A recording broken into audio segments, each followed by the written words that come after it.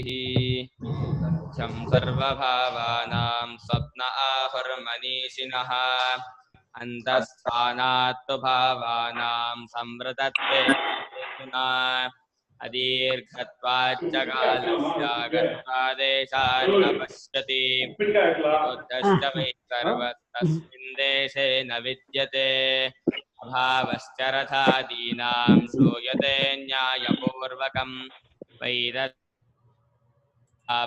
स्वप्न आहुः प्रकाशितम् अन्तस्थानात्तु भेदानां तस्माच्चागरिते स्मृतम् यथा तत्र तथा स्वप्ने संवृतत्वेन भिद्यते स्वप्नजागरितस्थाने ह्येकमाहुर्मनीषिणः भेदानां हिदमत्वेन प्रसिद्धेनैव हेतुना आदावन्ते च यन्नास्ति वर्तमानेऽपि तत्तथा विदथैः सदृशाः सन्तो अविदथा इव लक्षिताः स्वप्रयोजनता तेषां स्वप्ने विप्रतिपद्यते तस्मादाद्यन्तवत्वेनामिथ्यैव खलु ते स्मृताः अपूर्वं स्थानि धर्मो हि यथा स्वर्गनिवासिनां तानयं प्रेक्षते गत्वा यथैवेह सुशिक्षितः स्वप्नवृत्तावपित्वन्तश्चेतसा कल्पितं त्वसत्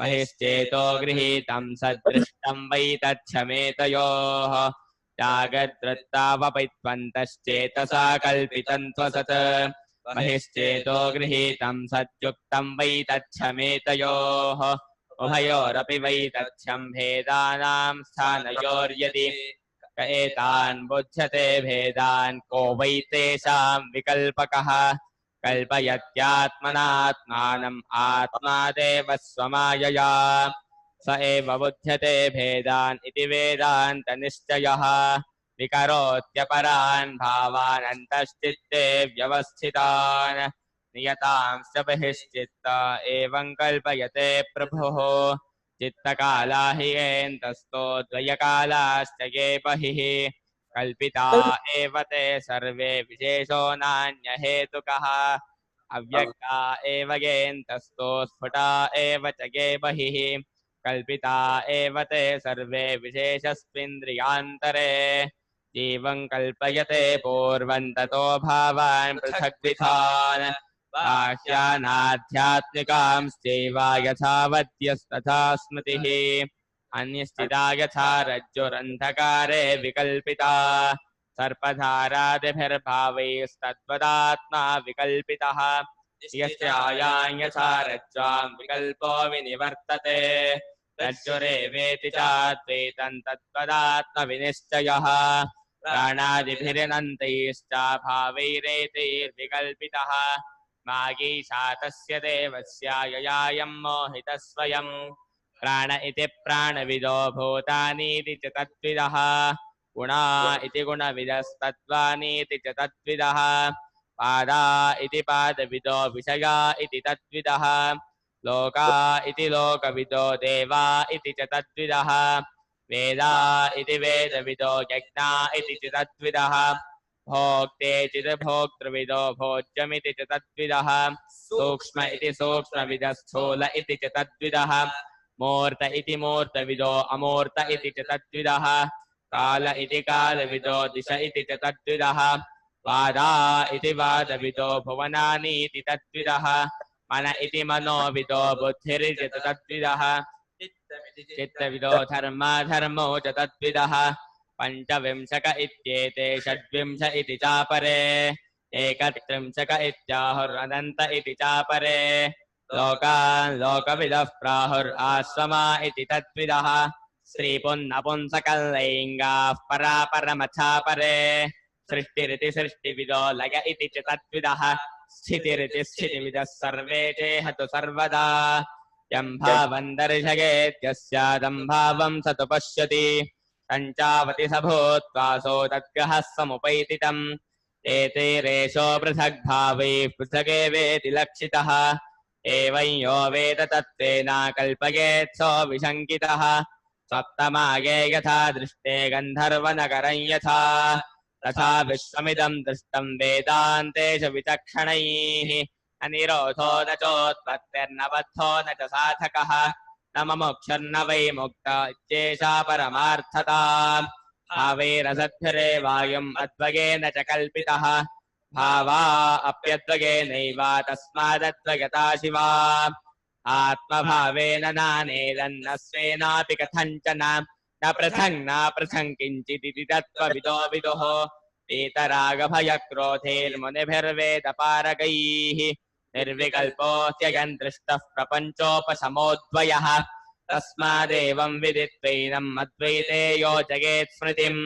अद्वैतं समनुप्राप्य जडवल्लोकमाचरेत् निस्त्वतन्नमस्कारो निस्वथाकार एव च चलाचलनिकेतश्च यतिर्यादृच्छिको भवेत् तत्त्वमाध्यात्मिकं दृष्ट्वा तत्त्वं दृष्ट्वा तु बाह्यतः तत्त्वीभूतस्तदा रामस्तत्त्वा न प्रच्युतो भवेत् प्रज्ञानां च प्रदानैः स्थिरचरनिकरव्यापिभिर्व्याप्य लोकान् भुक्त्वा भोगान् स्थविष्ठान् पुनरभिधिषणोद्भासितान् कामजन्यान् पीत्वा सर्वान् निशेषान् स्वपिति मुदरभुङ्मायया भोजयन्नो माया संख्यातुरीयं परममृतमजं ब्रह्म यत्तन्नतोऽस्मि यो विश्वात्मा विविध विषयान् प्राश्य भोगान् स्थविष्ठान् पश्चाच्चान्यान् स्वमिति विभवान् ज्योतिषास्तेन सूक्ष्मान् सर्वानेतान् पुनरविशनैः स्वात्मनि स्थापयित्वा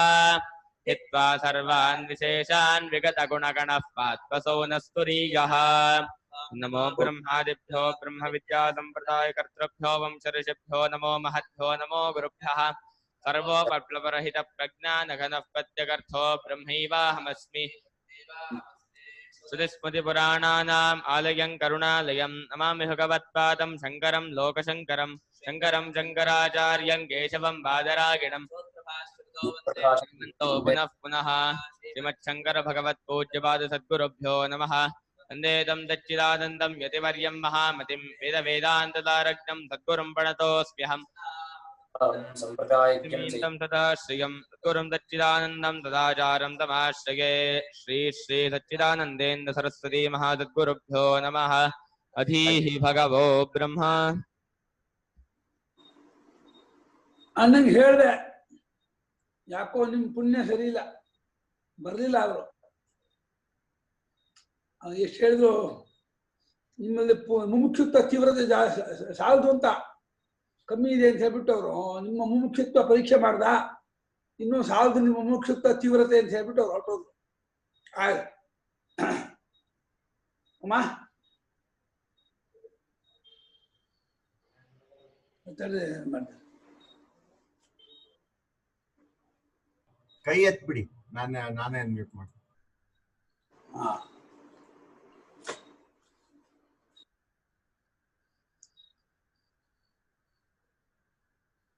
ಎತ್ತಿ ಸರ್ ನೀವು ಮಾಡಿ ನೀವು ಮಾಡ್ತೀನಿ ಅಲ್ಲ ಅದನ್ನ ಹೇಳ್ತಿದ್ದಾರೆ ಲಕ್ಷ್ಮೀವರು ಕೆಲವು ಸಲ ಅದು ಟೈಮ್ ಬೇಕು ಅದು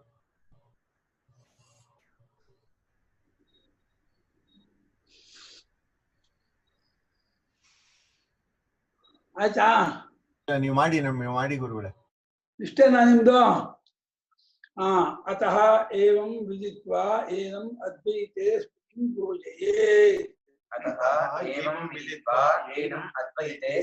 ಯೋಜಯೇತ್ ಹೀಗೆ ಅದ್ವೈತವೇ ಶಿವ ಅದನ್ನ ಕಂಡುಕೊಂಡು ತನ್ನ ವಿದ್ಯಾ ಜ್ಞಾನವನ್ನ ಪ್ರಕಟಣೆ ಮಾಡದೇನೆಯೇ ಆ ಜಡನಂತೆಯೇ ಲೋಕ ಸಂಚಾರ ಮಾಡ್ಕೊಂಡಿರ್ಬೇಕು ಯಾವುದೇ ದಂಭದಪ್ಪ ಅಹಂಕಾರಕ್ಕೂ ಅವಕಾಶ ಇಲ್ಲದೇನೆಯೇ ಆತ್ಮಚಿಂತನೆಯಲ್ಲೇ ಮುಳ್ಕೊಂಡಿರ್ಬೇಕು ಅಂತ ಹೇಳಿ ಮುಗಿದ್ಮೇಲೆ ಏವಂ ಪ್ರಕಾರ ಏವಂ ಮನೆ ಈ ರೀತಿಯಾಗಿ ಆತ್ಮನನ್ನು ಅರಿತುಕೊಂಡು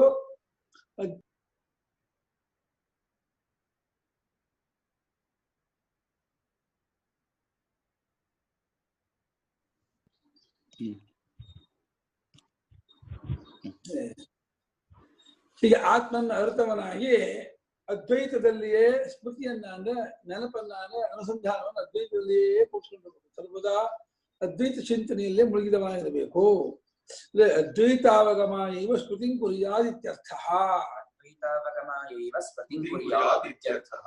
ಅದ್ವೈತವನ್ನು ಕಂಡುಕೊಳ್ಳುವುದಕ್ಕೋಸ್ಕರವಾಗಿಯೇ ಸ್ಮೃತಿಯನ್ನ ಅಂದ್ರೆ ನೆನಪನ್ನ ಅನುಸಂಧಾನ ಮಾಡ್ತಾ ಇರಬೇಕು.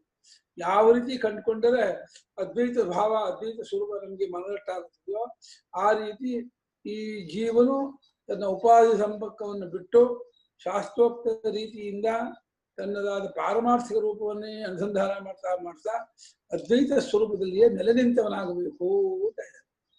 ಅದ್ವೈತಿಯ ಅವಗಮ ಇವಾಗ ಅವಾಗ ಕಂಡುಕೊಳ್ಳೋದಕ್ಕಾಗಿದೆ ಅದರಲ್ಲೇ ಪ್ರಯತ್ನ ನಿಮ್ಗಿರೋದು.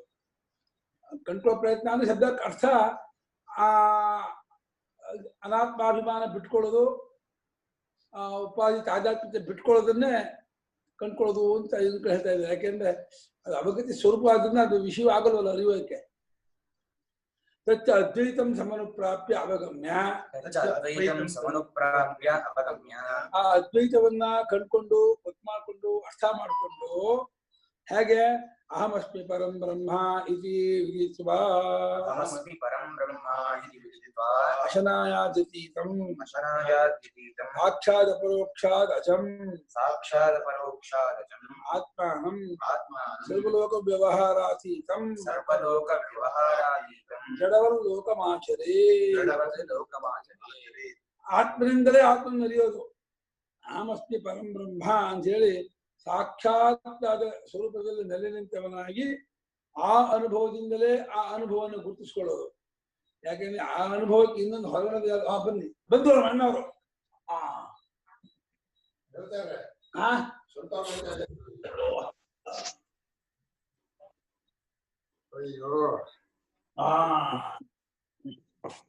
ಗುರುಗಳೇ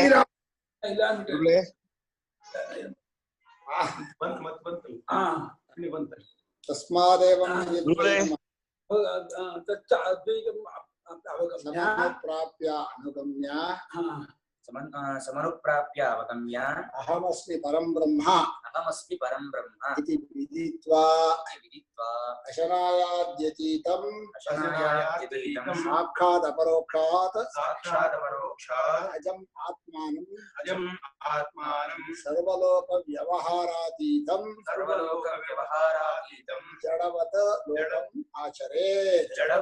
ಲೋಕಂ ಆಚರೇತ್ ಅಪ್ರಖ್ಯಾಪಯನ್ ಆತ್ಮಾನಂ ಏವಂ ವಿಧಃ ಇತ್ಯಭಿಪ್ರಾಯ. ಅಹಂ ಏವಂ ವಿಧಃ ಇತಿ ಅಭಿಪ್ರಾಯ. ಇಲ್ಲಿ ಭಾಷ್ಯದಲ್ಲಿ ಕೆಲವು ಬಿಟ್ಟೋಗಿದೆ ಅಂತ ಹೇಳಿ ಭಾಷ್ಯಕಾರ ಸಮಾನುಪ್ರಾಪ್ಯ ಮೂಲದ ಪದ ಬಿಟ್ಟೋಗಿದೆ ಸ್ವಾಮಿಗಳು ಸೇರಿಸಿದ್ದಾರೆ. ಆಮೇಲೆ ಏವಂ ವಿಧಃ ಇತಿ ಇತ್ಯಭಿಪ್ರಾಯ. ಏವಂ ವಿಧಃ ಇತಿ ಬೇಕಿಲ್ಲ ಅಂತ ಅನ್ಸುತ್ತೆ ಅಂತ ಅದನ್ನು ಇತಿಗೆ ಬ್ರಾಕೆಟ್ ಹಾಕಿದ್ದಾರೆ. ಹೀಗೆ ಭಾಷ್ಯವು ಅರ್ಥಕ್ಕೆ ತಕ್ಕ ಹಾಗೆ ಇರಬೇಕು, ಏನೋ ಮಾಡಿದ್ದಾರೆ ಅಂತ ಅರ್ಥ.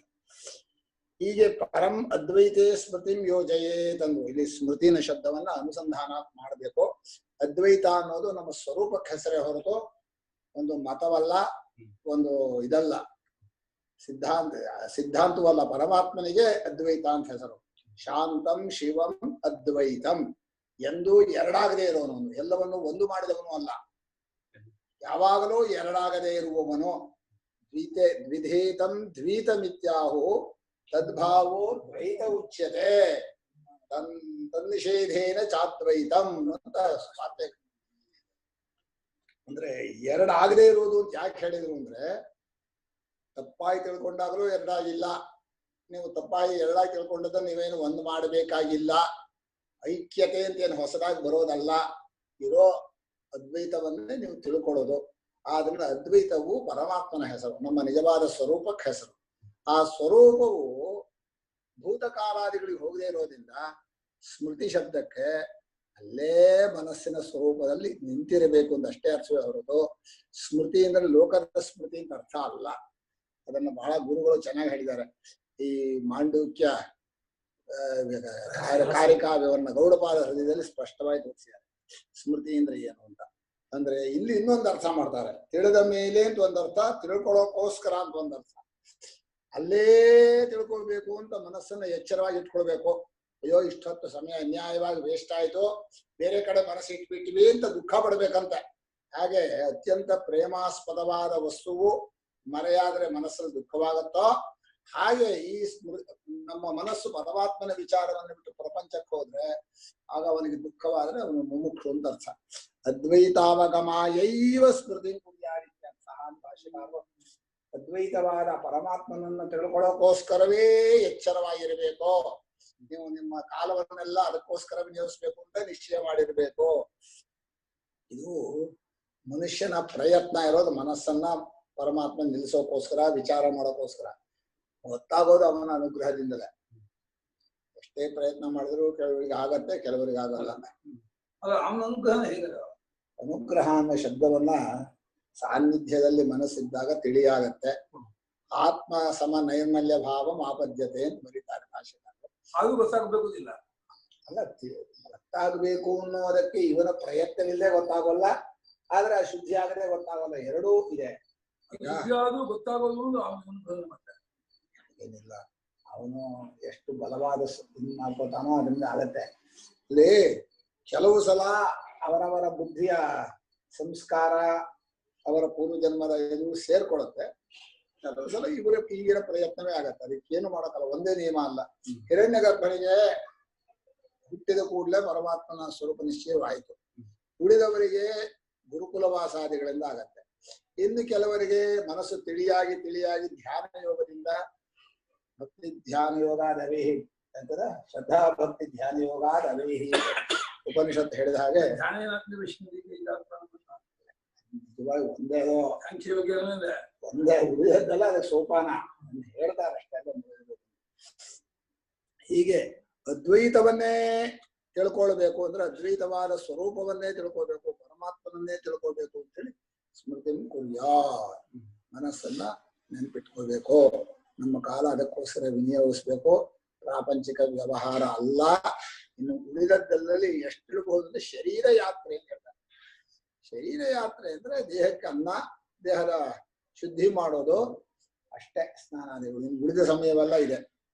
ತಚ್ಚ ಅದ್ವೈತಂ ಸಮನುಪ್ರಾಪ್ಯ ಅಂತ ಮುಂದೆ ಈಗ ಪ್ರಯತ್ನ ಮಾಡ್ತಾ ಇದ್ರೆ ಅವನಿಗೆ ಆ ಅದ್ವೈತನಾದಂತಹ ಪರಮಾತ್ಮನನ್ನು ತಿಳಿದು ಅಂತ ಪಡ್ಕೊಂಡು ಅನ್ನೋದು ಇಲ್ಲಿ ಜ್ಞಾನ ಲಾಭಯೋ ಏಕಾರ್ಥ ಅಂತ ಭಾಷ್ಯಕಾರ ಬರೀತಾರೆ. ಬ್ರಹ್ಮವಿದಾಪ್ನೋತಿ ಪರಂ ಎಂಬಲ್ಲಿ ಆಪ್ನೋತಿ ಅನ್ನೋದು, ವಿತ್ ಅನ್ನೋದು ಒಂದೇ ಅರ್ಥ. ಸ್ವರೂಪವಾಗಿರೋದು ಪಡ್ಕೊಳ್ಳೋಕ್ ಬರೋಲ್ಲ, ಕಳ್ಕೊಂಡಿರೋದು ತಪ್ಪು ತಿಳುವಳಿಕೆಯಿಂದ, ಅದನ್ನ ಸರಿಯಾದ ಜ್ಞಾನದಿಂದ ಪಡ್ಕೊಂಡ ಅಂತ. ಒಂದು ರೀತಿ ಪಡ್ಕೊಂಡ, ಪ್ರವೇಶ ಮಾಡ್ದ, ವಿಷತೆ ಜ್ಞಾತ್ವ ವಿಷತೆ ತದನಂತರಂ ಅಂತಾರ. ವಿಷತೆ ಅನ್ನೋದು ಸುಮ್ಮನೆ ಹೀಗೆ ಅದ್ವೈತವನ್ನ ತಿಳಿದು ಅಂತ ಅರ್ಥ. ಪ್ರಾಪ್ಯ ಅಂತ ತಿಳಿದು ಅಂದ್ರೆ ಯಾವ ಪ್ರಕಾರವಾಗಿ ಅಂದ್ರೆ, ತಿಳಿಯೋ ಪ್ರಕಾರ ಇದು ಅಂತೂ ತಿಳ್ಕೊಳಕ್ ಬರುತ್ತೆ, ಇದು ಅದು ಅಂತೂ ಲೋಕದಲ್ಲಿ ಒಂದು ತಿಳುವಳಿಕೆ ಇದೆ. ನನ್ನವನು ಅಂತೂ ಭಾವನೆಯಿಂದ ಕಲ್ಪನೆ ಮಾಡೋ ತಿಳುವಳಿಕೆಯೂ ಇದೆ, ನೀನು ಅಂತ ಹೇಳೋ ತಿಳುವಳಿಕೆಯೂ ಇದೆ. ಆ ಮೂರೂ ಬಿಡ್ಬೇಕು. ಪರಮಾತ್ಮ ಆ ಪರಮಾತ್ಮ ಅಂತೂ ತಿಳ್ಕೋಬಾರ್ದು. ಆ ಪರಮಾತ್ಮ ಅವನಿದಾನೆ ಅಂತ ಹಾಗೆ ತಿಳ್ಕೊಂಡ್ರೆ ಆಗಲ್ಲ. ನನ್ನವನು ಪರಮಾತ್ಮ ಅನ್ನೋದು ಕಲ್ಪನೆಯ ಭಾವನೆ ಸೇರಿರೋದು, ಅದು ಬೇಕಬಹುದು, ಉಪಾಸನೆಗೆ ಬೇಕು ಅಷ್ಟೇ, ಪ್ರೇಮದ ಗೌಣ ಭಕ್ತಿಗೆ. ಆದ್ರೆ ಅದೇ ನಿಜವಾದ ತಿಳುವಳಿಕೆ ಅಲ್ಲ. ನೀನೇ ಅಂತ ತಿಳಿಯೋದು, ನೀನು ತಿಳಿಯುವಾಗಲೂ ತನಗಿಂತ ಬೇರೆ ತಿಳಿದ್ರು ಆಗೋದಿಲ್ಲ, ಸ್ವರೂಪದ ಗೊತ್ತಾಗೋಲ್ಲ. ಆದ್ರೆ ಅಹಮಸ್ಮಿ ಆ ಮೂರನ್ನು ಬಿಟ್ಟು ಪರಬ್ರಹ್ಮವೇ ನಾನಾಗಿದೆ ಅಂತ ತಿಳ್ಕೋಬೇಕು. ಇರೋದೇ 4 ಪ್ರತ್ಯಯ ಪ್ರಪಂಚದಲ್ಲಿ, ನೀನು, ನನ್ನದು, ಅವನು. ಅದನ್ನೇ ಬೇರೆ ಬೇರೆ ಲಿಂಗದಲ್ಲಿ ಹೇಳ್ಬಹುದು, ಇರೋದೇ ಅಷ್ಟು. ಕೊನೆಯದು ನಾನು. ಈ ನಾನು ಅನ್ನೋ ಪ್ರತ್ಯಯದಲ್ಲಿ ಯಾಕೆ ತಿಳ್ಕೋಬೇಕು ಅಂದ್ರೆ 2 ಅಂಶ ಇದೆ. ನೀವು ಅತ್ಯಂತ ಕೆಟ್ಟದಾದದ್ದು ನಾನು ಅನ್ನೋ ದಾರಿ. ನಾನು ಬಂದದ್ದೇ ಎಲ್ಲ ದುಃಖಕ್ಕೂ ಬಂಧನಕ್ಕೂ ಅನರ್ಥ. ಆದ್ರೆ ಆ ನಾನಿನ ದಾರಿಯಲ್ಲೇ ನೀವು ಹೋದ್ರೆ ನಿಮ್ಮ ಸ್ವರೂಪ ಸಿಗೋದು. ಒಂದ್ ಕಡೆಯಿಂದ ನಿಮ್ಮನ್ನು ಕೆಡಿಸಿರೋದು ನಾನು, ಇನ್ನೊಂದ್ ಕಡೆಯಿಂದ ತಿಳ್ಕೊಳ್ಳೋ ದಾರಿ ನಾನು. ಆ ನಾನು ಅನ್ನೋ ದಾರಿಯಿಂದ ಹೋಗಿ ಪರಮಾತ್ಮನ ಸ್ವರೂಪದಲ್ಲಿ ತಲುಪಬೇಕು. ಅದು ಯಾಕೆಂದ್ರೆ ನಾನು ಅನ್ನೋದು ಇಲ್ವೇ ಇಲ್ಲ, ಆ ಸ್ವರೂಪವೇ ಎಲ್ಲವೂ.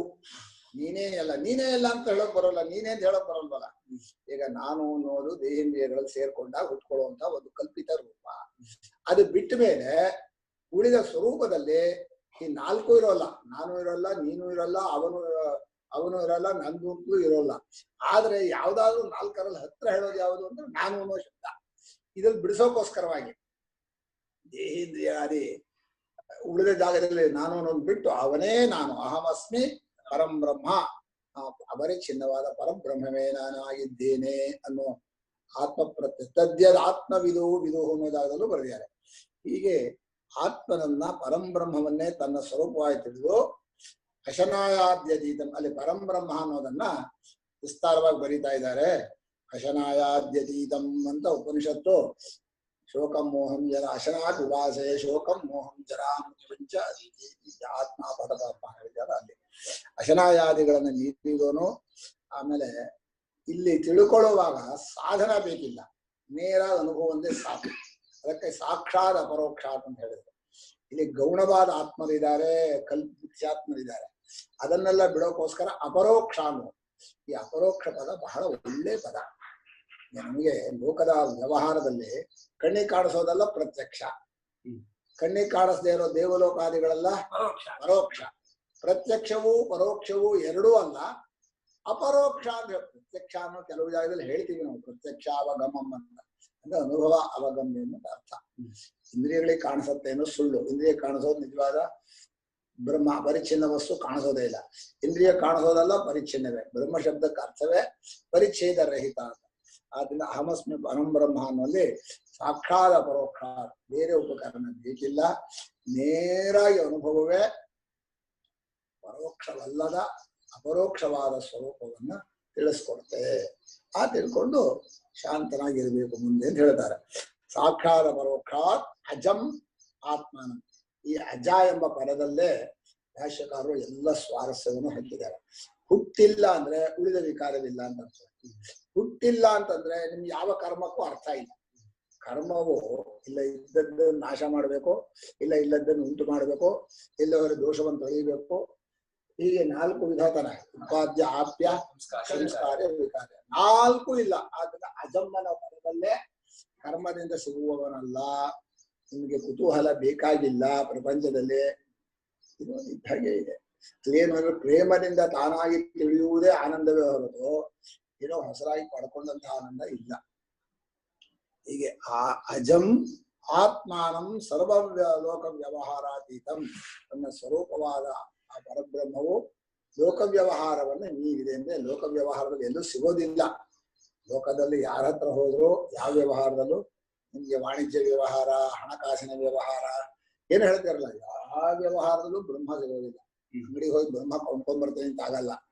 ಅಥವಾ ಇನ್ನೆಲ್ಲೋ ಹೋಗಿ ಯಾತ್ರೆ ಮಾಡಿ ಬ್ರಹ್ಮವನ್ನು ಹಿಡ್ಕೊಂಡ್ ಬರ್ತೀನಿ ಆಗಲ್ಲ. ಯಾವ ವ್ಯವಹಾರಕ್ಕೂ ಸಿಗದೆ ಇರೋದಾದ್ರಿಂದ ಸರ್ವ ವ್ಯವಹಾರ. ಹೀಗೆ ಎಲ್ಲಾ ವ್ಯವಹಾರವನ್ನು ಮೀರಿರುವಂತಹ ಪರಮಾತ್ಮನನ್ನ, ಅದ್ವೈತವಾದ ಸ್ವರೂಪವನ್ನ ನಾನೇ ಆಗಿದ್ದೀನಿ ಅಂತ ಹೇಳಿದ ಮೇಲೆ ಈಗೇನಾಯ್ತು ಅಂದ್ರೆ ಈ ಜ್ಞಾನಿಗೆ ನಾನು ಅನ್ನೋದು ಇಲ್ಲ.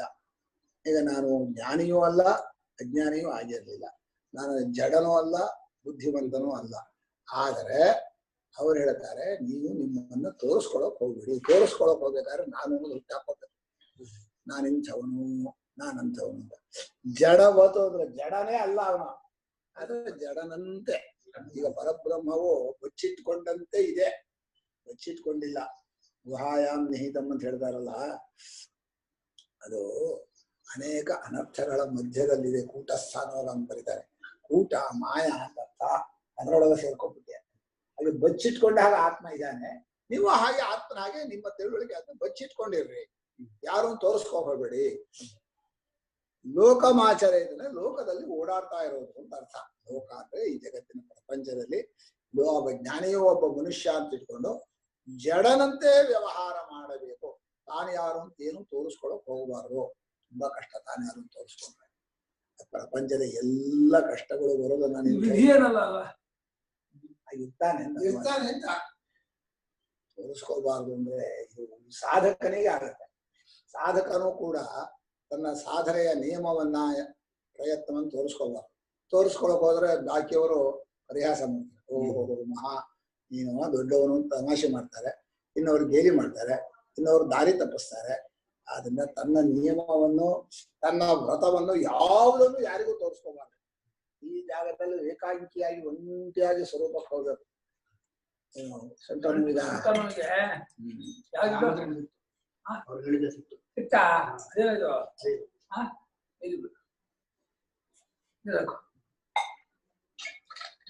ಪ್ರಖ್ಯಾಪಯನ್ ಆತ್ಮಾನಂ ಅಹಮೇವಂ ವಿಧಃ ನಾನು ಇಂಥವನು ಅನ್ನೋದನ್ನು ಎಲ್ಲೂ ಪ್ರಸಿದ್ಧಪಡಿಸಲಿ ಅಂತ.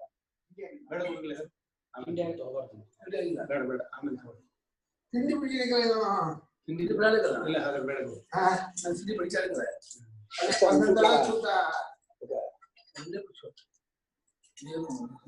ಏವಂ ವಿಧಃ ನಾನು ಇಂಥವನು ಅಂತ ಹೇಳಬೇಕಾದ್ರೆ ಉಪಾಧಿ ಧರ್ಮ ಸೇರಿಸ್ಕೋಬೇಕು. ನಾನು ತುಂಬಾ ತಿಳಿದವನೋ, ವ್ಯಾಕರಣಜ್ಞ ಅಥವಾ ಜ್ಯೋತಿಷ್ಯವನ್ನು ಬಲ್ಲವನೋ, ಇದನ್ನು ಮಾಡೋರು ಅದನ್ನು ಮಾಡೋರು, ಪ್ರವಚನ ಮಾಡಿ ಯಾವುದನ್ನು ತೋರಿಸ್ಕೊಳ್ಳೋದು. ಏವಂ ವಿಧ ತೋರಿಸ್ಕೊಳ್ಳೋದು ಉಪಾಧಿ ಧರ್ಮವೇ. ಸ್ವರೂಪ ತೋರಿಸ್ಕೊಳಕ್ ಬರೋದಿಲ್ಲ. ಆದ್ರಿಂದ ನಿಮ್ಮ ಸ್ವರೂಪಕ್ಕೆ ತಕ್ಕಾಗಿ ನಿಮ್ಮ ಮನಸ್ಸು ಇರಬೇಕು ಅಂದ್ರೆ ನಿಮ್ಮನ್ನು ನೀವು ಎಲ್ಲೂ ತೋರಿಸ್ಕೋಬೇಡಿ. ಈ ವೇಷ ಹಾಕೋದಿದೆಯಲ್ಲ ಎಲ್ಲ ಇನ್ನೊಬ್ರು ತೋರಿಸ್ಕೊಳ್ಳೋಕೋಸ್ಕರ. ಆ ತೋರಿಸ್ಕೊಂಡ್ ಕೂಡಲೇ ಇನ್ನೊಬ್ರು ಸುಮ್ಮನೆ ಬಿಡ್ತಾರ, ಬೆಳ್ಕೊಂಡ್ಬಿಡ್ತಾರೆ, ಕಾಯ್ತಾ ಇರ್ತಾರೆ. ಆದ್ರಿಂದ ಯಾರೂ ಕೂಡ ಮುಮುಕ್ಷವಾದವನಾಗಲಿ ಜ್ಞಾನಿಯಾದವನಾಗಲಿ ತಮ್ಮನ್ನು ತಾವು ತೋರಿಸ್ಕೊಳ್ಳೋ ಪ್ರಯತ್ನವನ್ನು ಮಾಡಬಾರ್ದು. ನಾನು ಇಂಥವನು ತಾವೇ ಹೇಳ್ಕೊಳ್ಳೋದು ಇಲ್ಲ, ಇನ್ನೊಬ್ರು ಹತ್ರ ಹೇಳಿಸೋದು ಇಲ್ಲ. ಇನ್ನೊಬ್ರು ಹೇಳ್ತಾ ಇದ್ರೆ ಸುಳ್ಳು ಹೇಳ್ತಾ ಇರ್ತಾರೆ. ಸುಳ್ಳು ಅಂದ್ರೆ ಆರೋಪ ಅಂತ ಅರ್ಥ. ಇವು ಸಾಮಾನ್ಯರಲ್ಲ ಕಂಡ್ರೆ ಬಹಳ ಜೋರಾಗಿದೆ. ಎಲ್ಲ ಉಪಾಧಿನ ಹೇಳ್ತಾ ಇರ್ತಾರೆ, ಸ್ವರೂಪ ಕಂಡಿರೋಲ್ಲ. ಆದ್ರಿಂದ ಹೇಳೋದೆಲ್ಲ ಆರೋಪವಾಗತ್ತೆ ಹೊರತು ನಿಜವಾಗಿ ಅವ್ರು ಏನಿದೆಯೋ ಅದನ್ನ ಹೇಳೋಕ್ ಬರೋದಲ್ಲ. ಈಗ ಯಾರಾದ್ರೂ ಯಾರನ್ನಾದ್ರೂ ಹೇಳ್ಬೇಕು, ತಿಳ್ಕೊಳ್ಬೇಕು ಅಂದ್ರೆ ಮುಂಚೆ ತಮ್ಮ ಸ್ವರೂಪ ತಿಳಿದವರಾಗಿರ್ಬೇಕು. ಅಂಥವ್ರು ತಮ್ಮನ್ನು ಹೇಳೋದಾಗ ಅವರನ್ನು ಹೇಳ್ಬೇಕು. ತಮ್ಮನ್ನು ಹೇಳೋಕು ಶಬ್ದ ಇಲ್ಲ, ನೇತಿ ನೇತಿ ಅವರು ಅಂಥವ್ರೆ. ಹೀಗೆ ಅಪ್ರಖ್ಯಾಪಯನ್ ಆತ್ಮಾನಂ ಅಹಮೇವಂ ವಿಧ ನಾನು ಇಂಥವನು ಅನ್ನೋದನ್ನು ತೋರಿಸ್ಕೊಳ್ಳದೆ ಲೋಕದಲ್ಲಿ ಇರಬೇಕು. ಅಂಥದ್ರಲ್ಲೂ ಜ್ಞಾನಿ ಇದ್ರು ಗೊತ್ತಾಗುತ್ತೆ. ಈಗ ಜ್ಞಾನಿ ಗೊತ್ತಾಗದೆ ಹೋದ್ರೆ ಶಿಷ್ಯರಿಗೆ ತಿಳ್ಕೊಳಕ್ಕಾಗಲ್ಲ. ಉಪದೇಕ್ಷಿತ ಜ್ಞಾನಂ ಜ್ಞಾನ ಅಂತ ಹೇಳಿದಾರೆ. ಜ್ಞಾನ ಹತ್ರ ಹೋಗುವಂತಾರೆ, ಇಲ್ಲಿ ಗೊತ್ತಾಗಬಾರ್ದು. ಇದಕ್ಕೇನು ಉಪಾಯ ಏನ್ರಿ ಹೇಳ್ರಿ ನೀವು? ಜ್ಞಾನಿ ತನ್ನನ್ನು ತೋರಿಸ್ಕೊಳ್ಳಲ್ಲ, ಆದ್ರೆ ಜ್ಞಾನಿನ ಹುಡ್ಕೊಂಡು ಹೋಗ್ಬೇಕು. ಏನ್ ಮಾಡೋದು? ಅವ್ರು ತೋರಿಸ್ಕೊಳ್ದೆ ಇದ್ರೆ ತಾನೇ ಗೊತ್ತಾಗ್ಬಿಡತ್ತೆ. ದೀಪ ಎಷ್ಟು ಬಚ್ಚಿಟ್ರು ಬೆಳಕ್ ಬೀಳೇ ಬೀಳುತ್ತೆ. ಅಂದ್ರೆ ಗೊತ್ತಾಗತ್ತೆ ಅಂದ್ರೆ ಯಾರಿಗ್ ಗೊತ್ತಾಗತ್ತೆ? ಮುಮುಕ್ಷುಗಳಿಗೆ ಗೊತ್ತಾಗತ್ತೆ. ಬಾಕಿಯವ್ರು ಅವರು ತಪ್ಪು ತಿಳ್ಕೊತಾರ. ತಪ್ಪು ತಿಳ್ಕೊಳ್ಳಿ ಬಿಡ್ಲಿಂತೆ. ಈಗ ನಮ್ ಗುರುಗಳು ನರಸೀಪುರದಲ್ಲಿ ಇದ್ರು, ಎಷ್ಟ್ ಜನರಿಗೆ ಗೊತ್ತಾದ್ರು? ಯಾರಿಗೆ ಅವಶ್ಯಕತೆ ಇದೆಯೋ ಅವ್ರಿಗೆ ಗೊತ್ತಾಗುತ್ತೆ, ಯಾರಿಗೆ ಬೇಕೋ ಗೊತ್ತಾಗುತ್ತೆ ಅವ್ರಿಗೆ. ಒಳ್ಳೆಯದಾಯ್ತು. ಹೀಗೆ ಜ್ಞಾನಿಯನ್ನ ಅವನು ಬಚ್ಚಿಟ್ಕೊಂಡ್ರು ಬಾಕಿಯವರು ಗುರುತಿಸ್ತಾರೆ. ಸಹಜ ಲೋಕದಲ್ಲಿ. ಈಗ ಒಂದು ಕಡೆಯಲ್ಲಿ ಆ ತ್ರಿಶಂಕು ಹೇಳುವ ಹಾಗೆ ಅಹಂ ವೃಕ್ಷಸ್ಯ ರೇರಿವಾ ಕೀರ್ತಿ ಪೃಷ್ಠಂ ಗಿರೇರಿವಾ, ಈ ಜಗತ್ತೆಲ್ಲ ನನ್ನ ಕೀರ್ತಿಯೇ, ನನ್ನ ಮಹಿಮೆಯೇ, ನನ್ನ ವಿಭೂತಿ ಅಂತಂದಾಗ ಗೊತ್ತಾಗ್ಬಿಡುತ್ತೆ ಜ್ಞಾನಿ ಯಾರು ಅಂತ. ಆದ್ರೆ ಇವನು ಇರೋದು ಮಾತ್ರ ಬಚ್ಚಿಟ್ಕೊಂಡಿರ್ತಾನೆ, ಯಾರಿಗೂ ತಿಳಿಸೋದಿಲ್ಲ. ಇವನ್ ಹೇಳಿದಾಗ ಯಾರು ಅಜಾತ ಶತ್ರು ಹೇಳಿದಾಗ ಎಲ್ಲ ಜನಕೋ ಜನಕ ಇದು ಜನಾಧಾವಂತಿ ಬೇಜಾರು ಅಂತ ಬೇಜಾರು ಹೇಳ್ತಾ ಇರೋದು. ಇಷ್ಟಕ್ಕೆ ಅಷ್ಟಾದ್ರೆ ಅಷ್ಟಕ್ಕೆ ಎಷ್ಟು ಅಂತ ಹೇಳೋಕೆ ಕೊಡೋ ಬಂದವನಿಗೆ ಬೇಕಾದ್ದೆಲ್ಲ ಕೊಡಬಹುದು ಅಂತಂದ್ರೆ ಇನ್ ತಿಳ್ಕೊಂಡವನಿಗೆ ಎಷ್ಟು ಕೊಡಬಹುದು?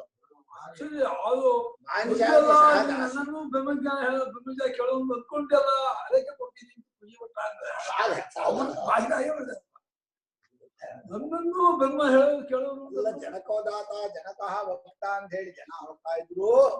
ನೀನು ಕಾಶಿರಾಜನಾದ ನನ್ನ ಅಜಾತ ಶತ್ರುವಂತೆ ತಿಳಿಸ್ಬೇಕು ಅಂತ ಬಂದಿಲ್ಲ. ಅಷ್ಟಕ್ಕೆ ಇದು ಶ್ರುತಿ ಹೇಳ್ತಾ ಇರೋ ಅಭಿಪ್ರಾಯ. ಜಿಜ್ಞಾಸುವಾಗಿ ಬಂದವನಿಗೆ ಎಷ್ಟೋ ಅವನಿಗೆ ಒಳ್ಳೇದಾಗತ್ತೆ. ಇನ್ನು ತಿಳ್ಕೊಂಡಂತಹ ಜ್ಞಾನಿಯನ್ನು ಏನ್ ಹೇಳ್ಬೇಕು ಅಂತ ಕೃತಕೃತ್ಯ ಭಾವ. ಹೀಗೆ ಜಡವಲ್ ಲೋಕಮಾಚರೇತ್ ಅಂತ ಹೇಳಿದ್ರು. ಈಗ ಜಡವತ್ ಅನ್ನೋದಂತ ವಿವರಣೆ ಮುಂದಿನ ಶ್ಲೋಕ. ಕಯಾಚರ್ಯ ಲೋಕಮಾಚರೇತ್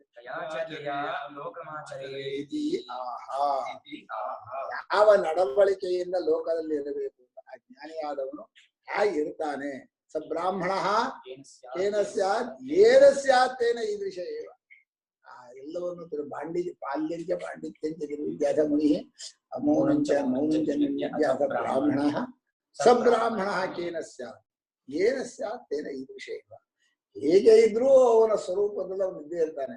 ಅದನ್ನ ಜ್ಞಾನಿಗೆ ಹೀಗಿರ್ಬೇಕು ಅಂತ ಯಾರು ಹೇಳಲ್ಲ. ಆದ್ರೆ ಹೇಗಿರ್ತಾನೆ ಅನ್ನೋದನ್ನ ಹೇಳುವಾಗಲೇ ಬಾಕಿಯವರು ವಿಧಿಯಾಗಲಿ ಅಂತ ವಿಧಿರೂಪವಾಗಿ ಹೇಳ್ತಾರೆ. ತತ್ವಮಾಧ್ಯಾತ್ಮಿಕಂ ದೃಷ್ಟ್ವಾ ತತ್ವಂ ದೃಷ್ಟ್ವಾ ಬಾಹ್ಯತಃ. ಅವರಿಗೆ ವಿಧಿಯಾಗಿ ಹೇಳ್ತಾರೆ, ಇವನು ಹಾಗೆ ಇರ್ತಾನೆ, ಇವನು ಹಂಗಾಗಲ್ಲ ಆದ್ಮೇಲೆ ಇವನಿಗೂ ವಿಧಿ ಆಗಲ್ಲ. ಅವರು ಅದಕ್ಕೆ ಭಾಷೆಗಾರರು ಬಹಳ ಚೆನ್ನಾಗಿ ಬರೆದ್ರು. ಯಾನಿ ಕೃತಾರ್ಥ ಲಕ್ಷಣಾನಿ ತಾನಿ ಮುಮುಕ್ಷೂಣಾಂ ಸಾಧನಾನೇ ಭವಂತಿ ಅಂತ ಹೇಳಿ. ಇದು ಮುಖ್ಯವಾದಂತಹ ಶ್ಲೋಕ. ನಡವಳಿಕೆ ಏನು ಅಂದ್ರೆ ನಿಸ್ತುತಿರ್ನಿರ್ನಮಸ್ಕಾರ ನಿಸ್ವಧಾಕಾರ ಏವ ಚ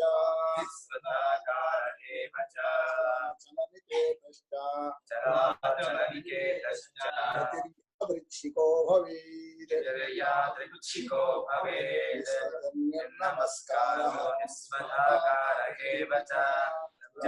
ಚಲನಿಕೇತಶ್ಚ ಯತರ್ಯಾದೃಚ್ಛಿಕೋ ಭವೇತ್.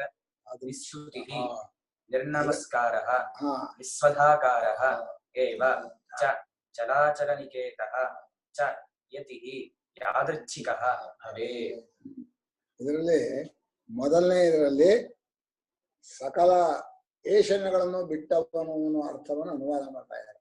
ಯಾರನ್ನೂ ಸ್ತೋತ್ರ ಮಾಡಲ್ಲ, ಯಾರಿಗೂ ನಮಸ್ಕಾರ ಮಾಡಲ್ಲ ಅನ್ನೋದು ಶ್ರೋತಸ್ಮಾರ್ಥ ಕರ್ಮಗಳನ್ನೆಲ್ಲ ಬಿಟ್ಟವನು. ನಿಸ್ವಧಾಕಾರ ಅಲ್ಲಿ ನಿಜವಾಗಿ ಹೇಳೋದಾರೆ ವ್ಯವಹಾರದಲ್ಲೂ ಲೋಕದಲ್ಲಿ ಯಾರನ್ನೂ ಹೊಗಳೋದಿಲ್ಲ, ಯಾರಿಗೂ ನಮಸ್ಕಾರ ಮಾಡೋದು ಬಾಧಿತಾನೆ.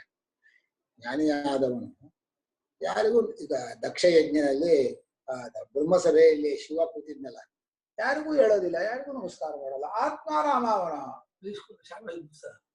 ಬಯಸ್ಕೊಂಡ ಮಾಮೂಲ ಸಿಕ್ಕಾಪಟ್ಟೆ. ಅದು ಅವನದು ಅವ್ರ ಬುದ್ಧಿ. ಅದು ಅದಕ್ಕೆ ವಿಶಂತಿ ಮಂದಾಶ್ಚರಿತಂ ಮಹಾತ್ಮನಾಂ ಹೇಳಿದ್ದಾರೆ. ನಸಂತಿ ಯಾಥಾರ್ಥ್ಯವಿದ ಪಿನಾಕಿನ ಪರಮಾತ್ಮನ ತಪ್ಪಾಗಿ ತಿಳಿಯೋರು 8 ಜನ. ಅಯ್ಯ ಜ್ಞಾನಿಗಳನ್ನು ತಪ್ಪಾಗಿ ತಿಳಿತಾರೆ. ಇಲ್ಲಿ ಒಂದು ವಿಶೇಷ ಏನಪ್ಪಾ ಅಂದ್ರೆ ಪರಮಾತ್ಮನ ತಪ್ಪು ತಿಳಿಕೆಯಿಂದ ಆಗೋ ಅನರ್ಥ ಸಮಾನ. ಜ್ಞಾನಿಗಳನ್ನು ಇದ್ದಾಗ ನೀವು ಸರಿಯಾಗಿ ಅರ್ಥ ಮಾಡ್ಕೊಂಡಿದ್ರೆ ಎಷ್ಟು ಲಾಭವೋ ಅಷ್ಟು ವಿಪರೀತ ಫಲ. ತಪ್ಪಾಯ್ತು ಹೇಳಿದ್ರ ಏನು ರಗಳೆ ಅಂದ್ರೆ ಮಹಾತ್ಮರ ಜೊತೆಯಲ್ಲಿದ್ದಾಗ ನೀವೇನಾದ್ರು ತಪ್ಪ ನಡ್ಕೊಂಡ್ರೆ ಡೇಂಜರ್ ಜಾಸ್ತಿ. ದೂರ ಇದ್ದು ಇಟ್ಕೊಂಡ್ರೆ ನಿಮ್ ಪಾಡಿ ನೀವಿದ್ರೆ ಏನೂ ಆಗಲ್ಲ. ಪೂಜ್ಯರಾದವರನ್ನ ಗೌರವಿಸದೆ ಹಾಗೆ ಹೋದ್ರೆ ನಿಮ್ಮ ಶ್ರೇಯಸ್ಸಿಗೆ ಅಡ್ಡಿ. ಸುನಿಬದ್ಧಾತಿ ಶ್ರೇಯ ಪೂಜ್ಯ ಪೂಜಾ ವ್ಯತಿಕ್ರಮ. ನಿಮ್ಗೆ ಯಾರೋ ಮಹಾತ್ಮರು ಸಿಕ್ಕರು, ಅವರನ್ನು ಚೆನ್ನಾಗಿ ನೋಡ್ಕೊಂಡ್ರೆ ನಿಮ್ಗೆ ಲಾಭ. ತಿರಸ್ಕಾರ ಮಾಡಿ ಏನು ಅವ್ರಿಗೆ ಮಾಡದೆ ಹೋದ್ರೆ ವಿಪರೀತ ಫಲ ಬೇರೆ ಬರುತ್ತೆ. ಅದನ್ನ ನಾನ್ ನನ್ ಪಾಡಿ ಇದೀನಿ ಅಂತ ಹೇಳೋ ಹಾಗಿಲ್ಲ ಅಲ್ಲಿ. ಹೀಗೆ ಸ್ತುತಿ, ನಮಸ್ಕಾರ, ಸದಾಕಾರ ಅನ್ನೋದು ಒಂದು ಕರ್ಮ, ಲೌಕಿಕ ಕರ್ಮದಲ್ಲಿ ತೋರ್ಬೋದು. ಭಾಷ್ಯಕಾರ ವಿಸ್ತಾರವಾಗಿ ಬರೀ ಹೋಗ್ಲಿಲ್ಲ. ವ್ಯಾವಹಾರಿಕವಾಗಿ ಎಲ್ಲೂ ಸಭೆಯಲ್ಲಿ ಯಾರನ್ನು ಹೊಗಳಲ್ಲ, ಯಾರಿಗೂ ನಮಸ್ಕಾರ ಹಾಕಲ್ಲ. ಒಂಥರ ಒಳ್ಳೇದು. ಯಾವ್ದಕ್ ನಮಸ್ಕಾರ ಮಾಡೋದು, ಯಾವ್ದಕ್ ಹೋಗೋದು, ಎಲ್ಲ ಸುಳ್ಳು ಹೇಳೋದು.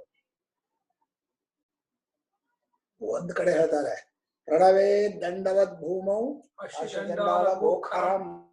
ಕತ್ತೆ, ನಾಯಿ ಎಲ್ಲಕ್ಕೂ ಕೂಡ ನಮಸ್ಕಾರ ಮಾಡ್ಕೊಂಡು ಹೋಗು. ನಮಸ್ಕಾರ ಮಾಡ್ಕೊಂಡು ಹೋಗು ಅಂದ್ರೆ ಕೀಳಾಗಿ ನೋಡ್ಬೇಡ ಅಂತ ಅಷ್ಟೇ. ಬಂದು ಕೂಡ ದಂಡ ಪ್ರಣಾಮ ಮಾಡ್ತಾ ಕೂತ್ಕೊಳ್ಳೋಕ್ಕಾಗಲ್ಲ.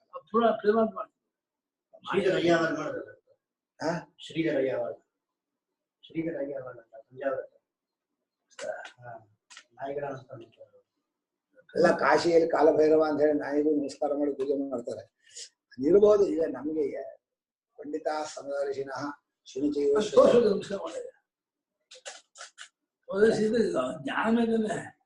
ಈಗ ಯಾವ ಕ್ರಿಯೆಗೂ ಏನ್ ಬೇಕಾದ್ರೂ ಅರ್ಥ ಮಾಡ್ಕೊಳಕ್ ಬರುತ್ತೆ. ಆರೋಪ ಅನ್ನೋದು ಮನುಷ್ಯನ ಉದ್ದೇಶವನ್ನು ಇಟ್ಕೊಂಡು ಹೇಳಿರೋದು. ಉದ್ದೇಶ ಕಾಣಲ್ಲ. ಯಾರೋ ಬಂದ್ರೆ ಬೇಕು ಅಂತ ಬಂದಿದ್ದಾರೆ ಕೆಡ್ಸೋಕೆ ಅಂತ ಹೇಳ್ಬಹುದು ಆರೋಪ. ಆರೋಪವು ಮಾತಿನಲ್ಲಿ ಬೇಕಾದಾಗ ನಡೆಯುತ್ತೆ. ಆದ್ರೆ ಮನುಷ್ಯ ಸರಿಯಾದ ದಾರಿಯಲ್ಲಿ ಹೋಗ್ಬೇಕಾದ್ರೆ ಎರಡಿದೆ. ಒಂದು ಪರಮಾತ್ಮನೇ ಬೇಕು ಅನ್ನುವಂತ ಬಲವಾದ ಪ್ರೇಮ, ಅದಕ್ಕೋಸ್ಕರ. ಎರಡನೇದು ಗುರುಗಳನ್ನು ಹುಡ್ಕೊಂಡು ಹೋಗೋದು, ಅದು ಇನ್ನೂ ಕಷ್ಟ. ಈಗ ಇವ್ರು ಗುರುಗಳಾಗ್ತಾರೆ, ಯಾರು ಜ್ಞಾನಿಗಳು ಅವ್ರು ಬಚ್ಚಿಟ್ಕೋತಾರೆ, ಅವ್ರು ಯಾವುದನ್ನು ತೋರಿಸ್ಕೊಳ್ಳಲ್ಲ. ಅವ್ರನ್ನ ಸುಮ್ಮನೆ ನಾವು ಉದಾಸೀನ ಮಾಡೋದು ಕಷ್ಟ, ಜೊತೆಯಲ್ಲಿ ಇರೋದು ಕಷ್ಟ. ನಮಸ್ಕಾರಬೇಕು. ಅತಿ ಸ್ವಾರ್ಥಿಯಾಗಿರ್ಬೇಕು. ಯಾರ ಮುಮುಕ್ಷು ಸ್ವಾರ್ಥಿನ ಸ್ವಾರ್ಥಿ ತುಂಬಾ ಅತಿ ಸ್ವಾರ್ಥಿ ಆಗಿರ್ಬೇಕು ಅಂತ. Selfish ಅದಾಗಲ್ಲ, selfish ಇರೋಕ್ಕಾಗಲ್ಲ. ಮುಮುಕ್ಷು ಜ್ಞಾನಿಗಳನ್ನ ಸೇವೆ ಮಾಡ್ಲೇಬೇಕು, ಬೇರೆ ದಾರಿ ಇಲ್ಲ. ಅದು ಮಾಡದೆ ಹೋದ್ರೆ ಅಡ್ಡಿ ಆಗತ್ತದು. ಹಾಗೆ ಅಂದ್ರೆ ದೂರ್ವಾಸರು ಬಂದಾಗ ಅವ್ರು ಸತ್ಕಾರ ಮಾಡದೇ ಇರೋದು ತಪ್ಪಾಗಿ ಶಾಪ ಕೊಟ್ಟು ಹೋಗ್ಬಿಟ್ರು. ಹಾಗೆ ಮಹಾತ್ಮರ ದರ್ಶನವಾದ್ಮೇಲೆ ನೀವು ಅವ್ರಿಗೆ ಏನಾದ್ರೂ ಕೊಡ್ಲೇಬೇಕು. ಮಹಾತ್ಮನ ಗುರುಸುವಂತಹ ಯೋಗ್ಯತೆಯನ್ನು ಪಡ್ಕೊಳ್ಳೇಬೇಕು. ಅದು ಮುಮುಕ್ಷುಗಳಿಗೆ ಇರುವಂತಹ ನಿಯಮ. ಜ್ಞಾನಿಯಾದವನು ಬಚ್ಚಿಟ್ಕೋತಾನೆ, ಅದಕ್ಕೇನು ಮಾಡಕ್ಕಾಗಲ್ಲ. ಇಲ್ಲಿ ಸ್ತೋತ್ರ ನಮಸ್ಕಾರ ಇಲ್ಲ ಅನ್ನೋದು ಎರಡು ವ್ಯಾವಹಾರಿಕವಾಗಿ, ಇನ್ನೊಂದು ಸ್ತುತಿ ನಮಸ್ಕಾರಾದಿ ಸರ್ವಕರ್ಮವರ್ಜಿತ, ಎಲ್ಲಾ ಕರ್ಮಗಳನ್ನು ಬಿಟ್ಟವನು ಅಂತ. ಕರ್ಮ ಸಾಧನ, ಕರ್ಮದ ಫಲ, ಈ ಮೂರೂ ಇರಬಾರದು. ಕರ್ಮದ ಫಲ ಕಾಮ, ಅಲ್ಲಿ ಆಸಕ್ತಿ ಇರೋದು. ಕರ್ಮ ಸಾಧನಗಳಲ್ಲಿ ನಮ್ದು ಅಂತ ಇಟ್ಕೊಳ್ಳೋದು. ಇನ್ನು ಕ್ರಿಯೆ ಆಯಾಸ, ಈ ಮೂರೂ ಬಿಟ್ಟು ಬಿಟ್ರೆ ಟೈಮ್ ನಿಮ್ಗೆ ಉಳಿಯತ್ತೆ. ಮನುಷ್ಯನ ಸಮಯವೆಲ್ಲ ತಿನ್ನೋದಿದೆ, ಅದು ಮಾಡ್ಬೇಕು ಇದು ಮಾಡ್ಬೇಕು ಅಂತ ಹೇಳಿ ಅದಕ್ಕೆ ಬೇಕಾದ ಸಂಗ್ರಹಣ ಸಾಧನಗಳ ಸಂಗ್ರಹ ಮಾಡೋದು ಮತ್ ಮಾಡೋದು ಏನಿಲ್ಲ, ಏನು ಪ್ರಯೋಜನ ಇಲ್ಲ. ಸರ್ವಕರ್ಮ ವಿವರ್ಜಿತ ಅಂದ್ರೆ ಐಹಿಕ ಫಲ ಪ್ರಯೋಜನವಾದ ಕರ್ಮವಾಗಲಿ ಪರಲೋಕದ ಫಲ ಪ್ರಯೋಜನ ಕರ್ಮವಾಗಲಿ ಎಲ್ಲವನ್ನು ಬಿಟ್ಟ. ತ್ಯಕ್ತ ಸರ್ವ ಬಾಹ್ಯೀಷಣ, ಇಲ್ಲಿ ಬಾಹ್ಯ ಅಂದ್ರೆ ಹೊರಗಿನ ಯಾವುದೇ ವಸ್ತುವಿನಲ್ಲೂ ಅಪೇಕ್ಷೆ ಇಲ್ಲದೆ ಇದ್ದವನು. ಈಷಣ ಅಂದ್ರೆ ಕಾಮ. ಕಾಮವನ್ನು ಹೇಳೋದಾದ್ರೆ ಕರ್ಮದ ಕಾಮ ಬಿಟ್ರೆ ಸಾಕು. ಆದ್ರೆ ಕರ್ಮಕ್ಕೆ ಬೇಕಾದ ಸಾಧನವಾದ ವಸ್ತುಗಳನ್ನೂ ಬಿಡ್ಬೇಕು, ಅದ್ರ ಜೊತೆ ವ್ಯಕ್ತಿಗಳನ್ನೂ ಬಿಡ್ಬೇಕು. ಅಲ್ಲಿ ಮೂರು ಅಂಶ ಇದೆ. ವ್ಯಕ್ತಿಗಳನ್ನು ಬಿಟ್ರೆ ನಮ್ಮವರು ಅನ್ನೋದು ಹೊರಟು ಹೋಗುತ್ತೆ, ಸಾಧನಗಳನ್ನು ಬಿಟ್ಟರೆ ನಂದು ಅನ್ನೋದು ಬಿಟ್ಟು ಹೋಗುತ್ತೆ. ಕರ್ಮ ಬಿಟ್ಟು ಹೋದ್ರೆ ನಾನು ಇದು ಮಾಡ್ಬೇಕು ಇದು ಆಗ್ಬೇಕು ಅಂತ ಒಂದು ಆಗ್ರಹ ಇರುತ್ತೆ, ಅದು ಹೋಗುತ್ತೆ. ಅದು ಮೂರು ಹೋಗ್ಬಿಟ್ರೆ ಟೈಮ್ ಉಳಿಯೋದು. ನಮ್ಮವರಿದ್ದಾರೆ ಅನ್ನೋದು ಮನಸ್ಸಲ್ಲಿ ಬರಲೇಬಾರದು. ನನ್ನ ವಸ್ತು ಇದೆ, ಅಪರಿಗ್ರಹ ವ್ರತ ಅಂತೀವಿ ನಾವು. ಕರ್ಮ ಬಿಡೋದು, ನಮ್ಮವ್ರನ್ನ ಬಿಡೋದು ಮೊದಲನೇದು. ಆಮೇಲೆ ನಂದು ಅನ್ನೋ ವಸ್ತುವನ್ನು ಬಿಡೋದು. ಆಮೇಲೆ ನನಗೆ ಇದಾಗಬೇಕು ಅನ್ನೋ ಸನ್ಯಾಸಿಗಳಾಗಿ ಇದು ಮಾಡ್ಬೇಕು ಅದು ಮಾಡ್ಬೇಕು, ನನ್ಗೆ ಆಗ್ಬೇಕು ಅಂದ್ಬಿಟ್ರೆ ಆಸೆ ಹೋಗ್ಬಿಟ್ಟು, ನನ್ಗೆ ಆಗ್ಬೇಕು ಅಂದ್ಬಿಟ್ರೆ ಆಸೆ ಹೋಗ್ಬಿಟ್ಟು. ಮೂರೂ ಬಿಟ್ಟರೆ ಬಂದ ಇದೇ ಇಲ್ಲ. ವಸ್ತುಗಳನ್ನು, ಕ್ರಿಯೆಗಳನ್ನು, ವ್ಯಕ್ತಿಗಳನ್ನು ಮೂರನ್ನು ಬಿಟ್ಟರೆ ಸಾಧನಗಳನ್ನೆಲ್ಲ ಬಿಟ್ಟೆ. ಇನ್ಯಾವುದು ಬೇಕಾಗಿಲ್ಲ, ಬರೀ ಶರೀರ ಮಾತ್ರ ಉಳಿಯೋದು. ಹೇಳ್ತಾರೆ ಮುಂದೆ ಭಾಷ್ಯಕಾರರು, ಅವನು ಇಟ್ಕೊಂಡಿರ್ತಾನಲ್ಲ ಏನೋ ರೂಮು ಬಟ್ಟೆ ಕೊಪ್ಪಿನ, ಅದು ಹೋದ್ರೂ ದುಃಖ ಪಡಬಾರ್ದು ಅಂತ. ನನ್ ಕಮಂಡ್ಲು ಹೊಡೆದು ಹೋಯ್ತೋ, ನನ್ ಜಾಗ ಹಾಳು ಮಾಡಿಬಿಟ್ರೋ, ಅದು ಬರಬಾರ್ದು ಮನಸ್ಸಿಗೆ. ಬಹಳ ಕಷ್ಟ ಅದು. ತ್ಯಕ್ತ ಸರ್ವ ಬಾಹೀಷಣ ಪ್ರತಿಪನ್ನ ಪರಮಹಂಸ ಪಾರಿವ್ರಾಜ್ಯ ಇತ್ಯರ್ಥ. ಪ್ರತಿಪನ್ನ ಪರಮಹಂಸ ಪಾರಿವ್ರಾಜ್ಯ ಇತ್ಯಭಿಪ್ರಾಯ. ಪಾರಿವ್ರಾಜ್ಯವನ್ನ ಪಡ್ಕೊಂಡವನು. ಪ್ರತಿಪನ್ನಂ ಪಾರಿವ್ರಾಜ್ಯಂ ಏನ. ಪರಮಹಂಸ ಅಂದ್ರೆ ಯಾವಾಗಲೂ ಒಂಟಿಯಾಗಿರೋದು ಅಂತ. ಪರಮಶ್ಚಾಸೋ ಹಂಸಶ್ಚ, ಅದು ಒಂಟೊಂಟಿ ಇರೋದಿದೆಯಲ್ಲ, ತಾನಾಗೆ ಯೋಚನೆಗಳನ್ನು ಕಮ್ಮಿ ಮಾಡುತ್ತೆ. ಒಂದು ಏಕಾಂತದಲ್ಲಿ ಸಂತೋಷ ಪಡೋದು ಭಗವಂತನ ಜೊತೆಲಿ ಮಾತ್ರ. ಏಕಾಂತದಲ್ಲಿ ಬಾಕಿ ವ್ಯಕ್ತಿ ಇದ್ದಾಗ ಬೇಜಾರಾಗಲ್ಲ. ಕಾಡಲು ಒಂಟೀನಿ ಅಂತಂದ್ರೆ ಯಾರು ಒಂಟಿಯಾಗಿರ್ತಾರೆ, ಜೊತೆ ಬೇಕಲ್ಲ. ಇಲ್ಲಿ ಏಕಾಂತವೂ ಬೇಕು, ಸತ್ಸಂಗವೂ ಬೇಕು ಅಂತಂದ್ರೆ ಎರಡು ಸೇರೋಲ್ಲ. ಸತ್ಸಂಗ ಉತ್ತಮ, ಅದಿಲ್ಲದೆ ಹೋದ್ರೆ ಏಕಾಂತ. ಅದೆರಡೂ ಮನುಷ್ಯನ ಅಲ್ಲಿ ಪ್ರಾಕೃತ ಜನಾನ ಮರತಿ ಇದು ಬರ್ದಿಲ್ಲ. ಹರತಿರ್ ಜನ ಸಂಸದಿ ಅಂದ್ರು ಪ್ರಕೃತಿಯಲ್ಲಿ ಮುಳುಗಿರೋ ಆ ಕಟಾಪಟ ಮಾತಾಡ್ತಾ ಇರ್ತಾರಲ್ಲ, ಅಲ್ಲಿ ಹೋಗ್ಬಿಟ್ರೆ ಬಹಳ ಮನಸ್ಸಿಗೆ ಕ್ಲೇಶ, ಮನಸ್ಸನ್ನು ಕೆಡಿಸ್ಬಿಡುತ್ತೆ. ಅವರು ಇದು ಮೊದಲು ದಿವಸ ಮಾತಾಡ್ತಾ ಇರ್ತಾರಲ್ಲ, ಸುಮ್ಮನೆ ಕೂತ್ಕೊಂಡು ನೋಡ್ರೆ ಏನೇನು ಕಾಸು ಪ್ರಯೋಜನ ಇದೆ. ಅವರು ನಮ್ಮ ನೋಡಿ ನಗ್ತಾರೆ, ಇವರಿಗೆ ಏನು ಪ್ರಪಂಚ ಇಲ್ಲ, ಇವ್ರು ಮೂರ್ಖರು. ಈ ಪ್ರಪಂಚದಲ್ಲಿ ಒಬ್ಬರನ್ನೊಬ್ರು ಅನ್ನೋದು ಇದ್ದದ್ದೇ. ಏನಾದ್ರು ತಿಳ್ಕೊಳ್ಳಿ. ನಮ್ಗೆ ಏನೋ ನ್ಯೂಸ್ ಬೇಕು ಅಂದ್ರೆ ನಾವು ಸ್ವಲ್ಪ ಬಾಲು ತೆಗೆದು ದೇವಸ್ಥಾನದ ಎಲ್ಲ ನ್ಯೂಸ್ ಸಿಗುತ್ತೆ. ಏತಂ ವೈತಮಾತ್ಮಾನಂ ವಿದಿತ್ವಾ ಇತ್ಯಾದಿ ಶ್ರುತೇ. ಜ್ಞಾನಿಯರಾದ್ರಿಂದ ವಿದಿತ್ವಾ ಅಂದ್ರು ಇಚ್ಛಂತಹ ಅಂತ ಇನ್ನೊಂದು ಪಾಠ. ಆತ್ಮಾನಮೇವ ಲೋಕಮಿಚ್ಛಂತಹ ಇಚ್ಛಂತಹ ಅಂದ್ರೆ ಮುಮುಕ್ಷು, ವಿದಿತ್ವ ಅಂದ್ರೆ ಜ್ಞಾನಿ. ಹೀಗೆ ಪರಮಹಂಸ ಪಾರಿವ್ರಾಜ್ಯ ಇಬ್ಬರಿಗೂ ಸಮಾನ, ಮುಮುಕ್ಷುವಿಗೂ ಜ್ಞಾನಿಗೂ. ಇಬ್ಬರೂ ಕೂಡ ಅದೇ ಸ್ವರೂಪದಲ್ಲಿ ಇರಬೇಕು, ಅಲ್ಲೇ ಬುದ್ಧಿ ಇರಬೇಕು. ಆ ಭಗವಂತನ ವಿಚಾರ ಬೇಕು ಅಂತಿದ್ದಾಗ ಅಲ್ಲೇ ಇರಬೇಕು. ಭಗವಂತನು ಕೂಡ ತದ್ಬುದ್ಧಯಸ್ತದಾತ್ಮಾನಃ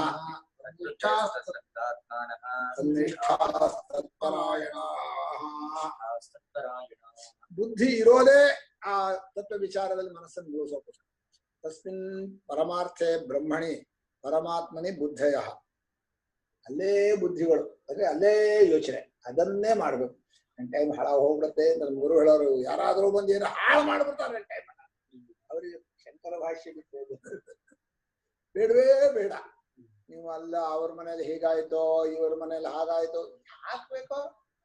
ಎಷ್ಟು ಮನೆಗಳು ಏನಾದ್ರು ಅನ್ನೋ ವಿಚಾರ ಈ ಜಗತ್ತಿನಲ್ಲಿ ಎಷ್ಟು ಕಲ್ಪಿತ ವಿಚಾರ, ಕಲ್ಪನಾ ವಿಚಾರ ಹೇಳ್ತಾನೆ ಇರ್ತಾರೆ. ಕಟ್ಟೆ ಮೇಲೆ ಕೂತ್ಕೊಂಡು ಇನ್ನೇನು ಅದು ಯಾಕೆ ಅಂದ್ರೆ ಸಂಸ್ಕಾರ ಇರಲ್ಲ ಅವರಿಗೆ. ಬಾಲ್ಯದಲ್ಲಿ ಸರಿಯಾದ ವಿದ್ಯಾಭ್ಯಾಸ ಇಲ್ಲ, ಆಮೇಲೆ ಕಾಲ ಹೋಗಲ್ಲ, ತಪಸ್ಸಾಗಲಿ ಆಯಾ ವಯಸ್ಸಿಗೆ ಆ ಧರ್ಮ ಇದೆಯಲ್ಲ ವಾನಪ್ರಸ್ಥಾಶ್ರಮದ ಧರ್ಮ ಏನೂ ಮಾಡಲ್ಲ. ಹಾಗಾಗಿ ಸಮಾಜ ಹಾಳಾಗ್ತದೆ. ಹೇಳ್ತಾರೆ ನಾವು ಚೆನ್ನಾಗಿದ್ದೀವಿ ಅಂತ, ಅದು ಬೇರೆ. ಕೇಳಿಸ್ತಾ ಇದೆಯಾ? ಸೂಪರ್ ಆಗಿ ಕೇಳಿಸ್ತದೆ. ನಮ್ಮೂರಿಗೆ ಬಂದು ಈ ಕಟ್ಟೆ ಮೇಲೆ ಕೂತವ್ರ ಮಾತನ್ನೆಲ್ಲ ಕೇಳ್ಬೇಕಂತೆ. ನಿಮ್ಗೆ ತಾಳ್ಮೆ ಇದ್ರೆ ಬೇಡ ಗುರುಗಳೇ, ಬೇಡ ಅಂದ್ರೆ ಆಗಲ್ಲ. ಬೇಡವಾದ್ದನ್ನು ತಿಳ್ಕೊಂಡು ಬೇಡ ಅನ್ಬೇಕು. ಅದು ಯಾವ್ಯಾವ ಮಾತಾಡ್ತಾರೆ, ಹೇಗೆ ಹೇಳ್ತಾರೆ ಕೇಳ್ಬೇಕು ನೀವು. ಹೆಂಗಸರೆಲ್ಲ ಕೂತಿರ್ತಾರೆ ಸಂಜೆ 4 ಬರೋದು. ಸಹಜವಾಗಿ ಕೆಲವಲ್ಲಿ ತಾನಾಗಿ ಬಂದ್ಬಿಟ್ಟು ದೇಹಾದಿಗಳಲ್ಲಿ ಹೊರಗಿನ ವಿಷಯದಲ್ಲಿ ನೀವು ಮಾಡ್ತೀರಿ. ನಮ್ದು ಚೆನ್ನಾಗಿದೆ, ಬೇಕಾಗಿದೆ, ನಮ್ದಾಗಿದೆ ಅಂತ ಯಾವುದೋ ಹುಡುಗಿನ ಕಟ್ಕೊಂಡು ನಮ್ಮವರು ಅಂತ ಬಾಳ್ತೀವಲ್ಲ, ಯಾವ ಲೆಕ್ಕ? ಏನ್ ಹುಟ್ಟಿಂದ ಬಂದಿರಲ್ಲ, ಜೊತೆಗೆ ಬರೋಲ್ಲ, ಆದ್ರೂ ಕೂಡ ಅವ್ರು ನಮ್ಮವರು ಹೀಗೆ ಮಾಡಿ ಪ್ರೀತಿಯನ್ನ ಅಭಿಮಾನವನ್ನು ಬೆಳೆಸಿರ್ತಾರೆ. ಆ ಬೆಳೆಸೋದು ಅನ್ನೋದು ಅವರ ಸ್ವಭಾವ. ಅದನ್ನ ತದಾತ್ಮಾನಃ ಎಂಬಲ್ಲಿ ಪರಮಾತ್ಮನಲ್ಲಿ ಪ್ರೇಮ ಸಹಜ, ಇದು ವಿಕಾರ.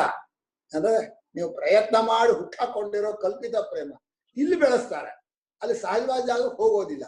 ಆದ್ರಿಂದ ಪರಮಾತ್ಮನಲ್ಲೂ ಅದನ್ನು ತಿಳಿಸುವಂತಹ ಶಂಕರ ಭಾಷ್ಯಾದಿ ವಿಚಾರದಲ್ಲೂ ಬಹಳ ಪ್ರೇಮ. ಆ ಪ್ರೇಮಕ್ಕೆ ನಿಮಗೆ ಪ್ರೇಮ ತದ್ಬುದ್ಧಯ ತದಾತ್ಮಾನಃ ಅಂತ ಹೇಳಿದರು. ಎರಡು ಮುಖ್ಯ. ಮೂರನೇ ತನ್ನಿಷ್ಠಾ ಅಂದ್ರು. ನಿಷ್ಠ ಅಂದ್ರೆ ಅಲ್ಲೇ ತಾತ್ಪರ್ಯದಲ್ಲಿ ಮುಳುಗಿರೋದು. ಹೇಗೆ ಮುಳುಗಿರ್ಬೇಕು ಅಂದ್ರೆ ಯಾರು ಎಬ್ಸಿರೋ ಸಿಟ್ಟು ಬರಬೇಕು, ಏನೋ ಮಾಡ್ಕೊಂಡಿದ್ಯಾ ಅಂತ ಹಾಗೆ ಮುಳುಗಿರ್ಬೇಕು. ಆ ಪ್ರೇಮದಲ್ಲಿ ಮುಳುಗಿರೋ ಜಾಗದಲ್ಲಿ ನಿದ್ದೆಯಲ್ಲಿ ಮಾಡ್ತಾರೆ, ಒಂದು ಎಬ್ಸಿದ್ರೆ ಸಿಟ್ಟು ಬರುತ್ತೆ. ಪ್ರೇಮದಲ್ಲಿ ಯಾವುದೋ ವಿಷಯ ಮಾಡಿದ್ರೆ ಅಯ್ಯೋ ಆಗಲ್ಲ ನನಗೆ ಅಂತಾರೆ. ಅದು ಮನುಷ್ಯನ ಸಹಜವಾದ ಗುಣ.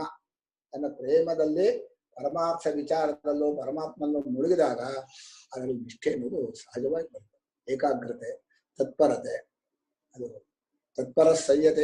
ಸಿಟ್ಟು ಮಾಡ್ಕೊಂಡು ಅದು ವಿಕಾರ ಅಲ್ಲ. ಅದು ನಾವು ಸಿಟ್ಟು ಮಾಡ್ಕೋಬೇಕು ಅಂತ ಹೇಳ್ತಾ ಇಲ್ಲ. ಇದು ಸಿಟ್ಟು ಬರೋದು ಅನ್ನೋದು ಅದು ಏಕಾಂತ ಲಕ್ಷಣ. ಪ್ರೇಮದ ಲಕ್ಷಣ ಹಾಗೆ ಅಂದ್ರೆ ನೀವು ಎಲ್ಲಿ ಏಕಾಂತದಲ್ಲಿ ಮುಳುಗಿರ್ತೀರೋ ಅದನ್ನು ಎಬ್ಸಿದ್ರೆ ಮನಸ್ಸು ಒಂಥರ ಬಿದಿ ಬಂದಾಡ್ತಾರೆ. ಅದು ಸರಿ, ಸಿಟ್ಟು ಮಾಡೋದು ಮನಸ್ಸಿನ ವಿಕಾರ ಬರಬಾರ್ದಾಗಿತ್ತಲ್ಲ ಅನ್ನೋ ವಿಷಯ ಬೇರೆ. ಈಗ ನಾನು ಹೇಳ್ತಾ ಇರೋದು ಪ್ರೇಮ ಹಾಗಿದ್ರೆ ಅದು ಲಕ್ಷಣ ಅಂತ. ಅದರಿಂದ ಇದು ಪ್ರೇಮ ಅಷ್ಟ ಗಟ್ಟಿಯಾಗಿದೆ ಅಂತ. ನಿಮ್ಗೇನ್ ಕೆಲಸ ಇಲ್ವಾ, ಇಲ್ಲಿ ಬಂದು ಮಾಡ್ತೀರಲ್ಲ ಅಂತ ಗುರುಗಳು ಬೈಯೋರು. ಹೋಗ್ರಿ ಮನೆಗೆ. ಅವ್ರವ್ರು ನಿಮ್ ಸಂಸಾರ ಕತೆ ಕೇಳಕ್ಕಲ್ಲ. ನಾನು ಕಾವಿ ಬಟ್ಟೆ ಉಟ್ಕೊಂಡಿರೋರು. ಅವ್ರವ್ರ ಸಂಸಾರ 3 ಗಂಟೆ. ನಾನ್ ನಂದೇ ಸಂಸಾರ ಬೇಡ ಬಿಟ್ಟು ಬಂದಿದ್ದೀವಿ, ಇಲ್ಲಿ ಬಂದು ನಿಮ್ ಸಂಸಾರ ಕತೆ ಹೇಳ್ತೀರ. ತತ್ಪರಾಯಣ, ಅದರಲ್ಲೇ ಹೆಚ್ಚಿನ ಗತಿ, ಅದೇ ಬೇಕು ಅಂತ ಮುಗಿದವರು ಅಲ್ವೇ. ಯಾವುದು ಬೇಡ, ನಾನು ಎಲ್ಲ ಬಿಟ್ಟು ಬಂದು ಕೂತಿದ್ದೀನಿ. ಅವ್ರದ್ದು ಬಂದು ಈ ಜ್ಯೋತಿಷ್ಯ ಅಂತ ಹೋಗ್ತಾರ. ಜ್ಯೋತಿಷ್ಯಲ್ಲಿ ಏನಾಗತ್ತೆ ಹೇಳ್ರೆ, ಇನ್ನೊಬ್ರು ಸಂಸ್ಕಾರ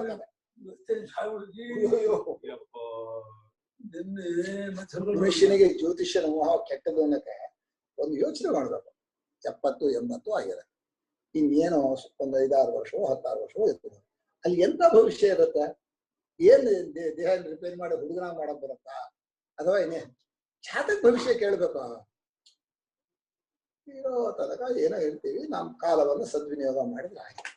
ಜಾತಕ ನೋಡ್ರಿ, ನಮ್ ಜಾತಕ ಏನ್ ನೋಡ್ಬೇಕು ಅದನ್ನ? ಹುಚ್ಚು. ಸುಳ್ಳಿನಲ್ಲಿ ಜ್ಯೋತಿಷ್ಯ ಬೇಕಂದ್ರೆ ಬೇಡವಾ? ಗುರುಗಳು ಯಾರ ಅಕ್ಷಮ ನಿಮ್ಗೆ ಗೊತ್ತಿಲ್ಲ ಅವ್ರ? ನಮ್ಮೂರಲ್ಲಿ ಇರೋರು. ಅದೇ ನಿಮ್ ಇವರು ಅಶ್ವತ್ಥನಾರಾಯಣ ಅಶ್ವತ್ಥನಾರಾಯಣ ಅವರು. ಜ್ಯೋತಿಷ್ಯ ಪಾಠ ಹೇಳ್ತಾರಂತ ಮತ್ತವ್ರಿಗೆ ಬಂದ್ರ ಯಾರಕ್ಕೆ ಗೊತ್ತಾರಂತ ಲಕ್ಷ್ಮೀಗೆ ಓಹ ಲಕ್ಷ್ಮೀ ಗುರುಗಳ ಗುರುಲ್ಲ ಗೊತ್ತಿರೋರು. ಹೀಗೆ ತದ್ಬುದ್ಧಯ ತದಾತ್ಮಾನಃ ತನ್ನಿಷ್ಠಾಃ ತತ್ಪರಾಯಣ. ಅಲ್ಲಿ ಪರಾಯಣ ಅಂದ್ರೆ ಅದೇ ಹೆಚ್ಚಿನ ಗತಿ, ಅದಕ್ಕೆ ಸಮಯ ಕೊಡ್ತೇನೆ, ಅದೇ ನನ್ನ ಮಿಗಿಲಿ ಎಲ್ಲಕ್ಕಿಂತ ಹೆಚ್ಚಿನದಾದ್ರು ಅಂತ. ಎರಡರ್ಥ ಇದೆ. ಒಂದು ಮಿಗಿಲಿಲ್ಲದ ಗತಿ, ಇನ್ನೊಂದು ತಾತ್ಪರ್ಯದಿಂದ ಮುಳುಗೋದು. ನಮ್ಮ ಗುರುಗಳು ಪಾರಾಯಣ ಅನ್ನೋ ಲೇಖನದಲ್ಲಿ ಮುಗಿಸ್ಬೇಕು ಅಂತ ಅರ್ಥದಿಂದ ಓದಬಾರದು ಅಂತ. ಪರಂ ಅಯನಂ ಹೆಚ್ಚಿನದಾದದ್ದು ಅಂತ ಅಲ್ಲೇ ಮುಳುಗೋದು ಒಂದು. ಅದೇ ಪರಮ ಗತಿ. ಅಯನ ಅಂದ್ರೆ ಗತಿ, ಮುಟ್ಟಬೇಕಾದ ಜಾಗ. ಇದೆರಡು ಇದ್ರೆ ಪಾರಾಯಣ. ಪಾರಾಯಣವೇ ಪಾರಾಯಣ ಆಗೋದು. ಏನ್ ಪಾರಾಯಣ ಮಾಡ್ತಾರೆ ಮುಗಿಬೇಕು ಅಂತಾರೆ, ಮುಗಿಬೇಕು ಅಂದ್ರೆ ಪ್ರೀತಿ ಇಲ್ಲ ಅಂತ. ಗೀತಾ ಪಾರಾಯಣ ಅಂದ್ರೆ ಗೀತೆ ಬೇಡ ಅಂತ ಅರ್ಥ ಅಂತ.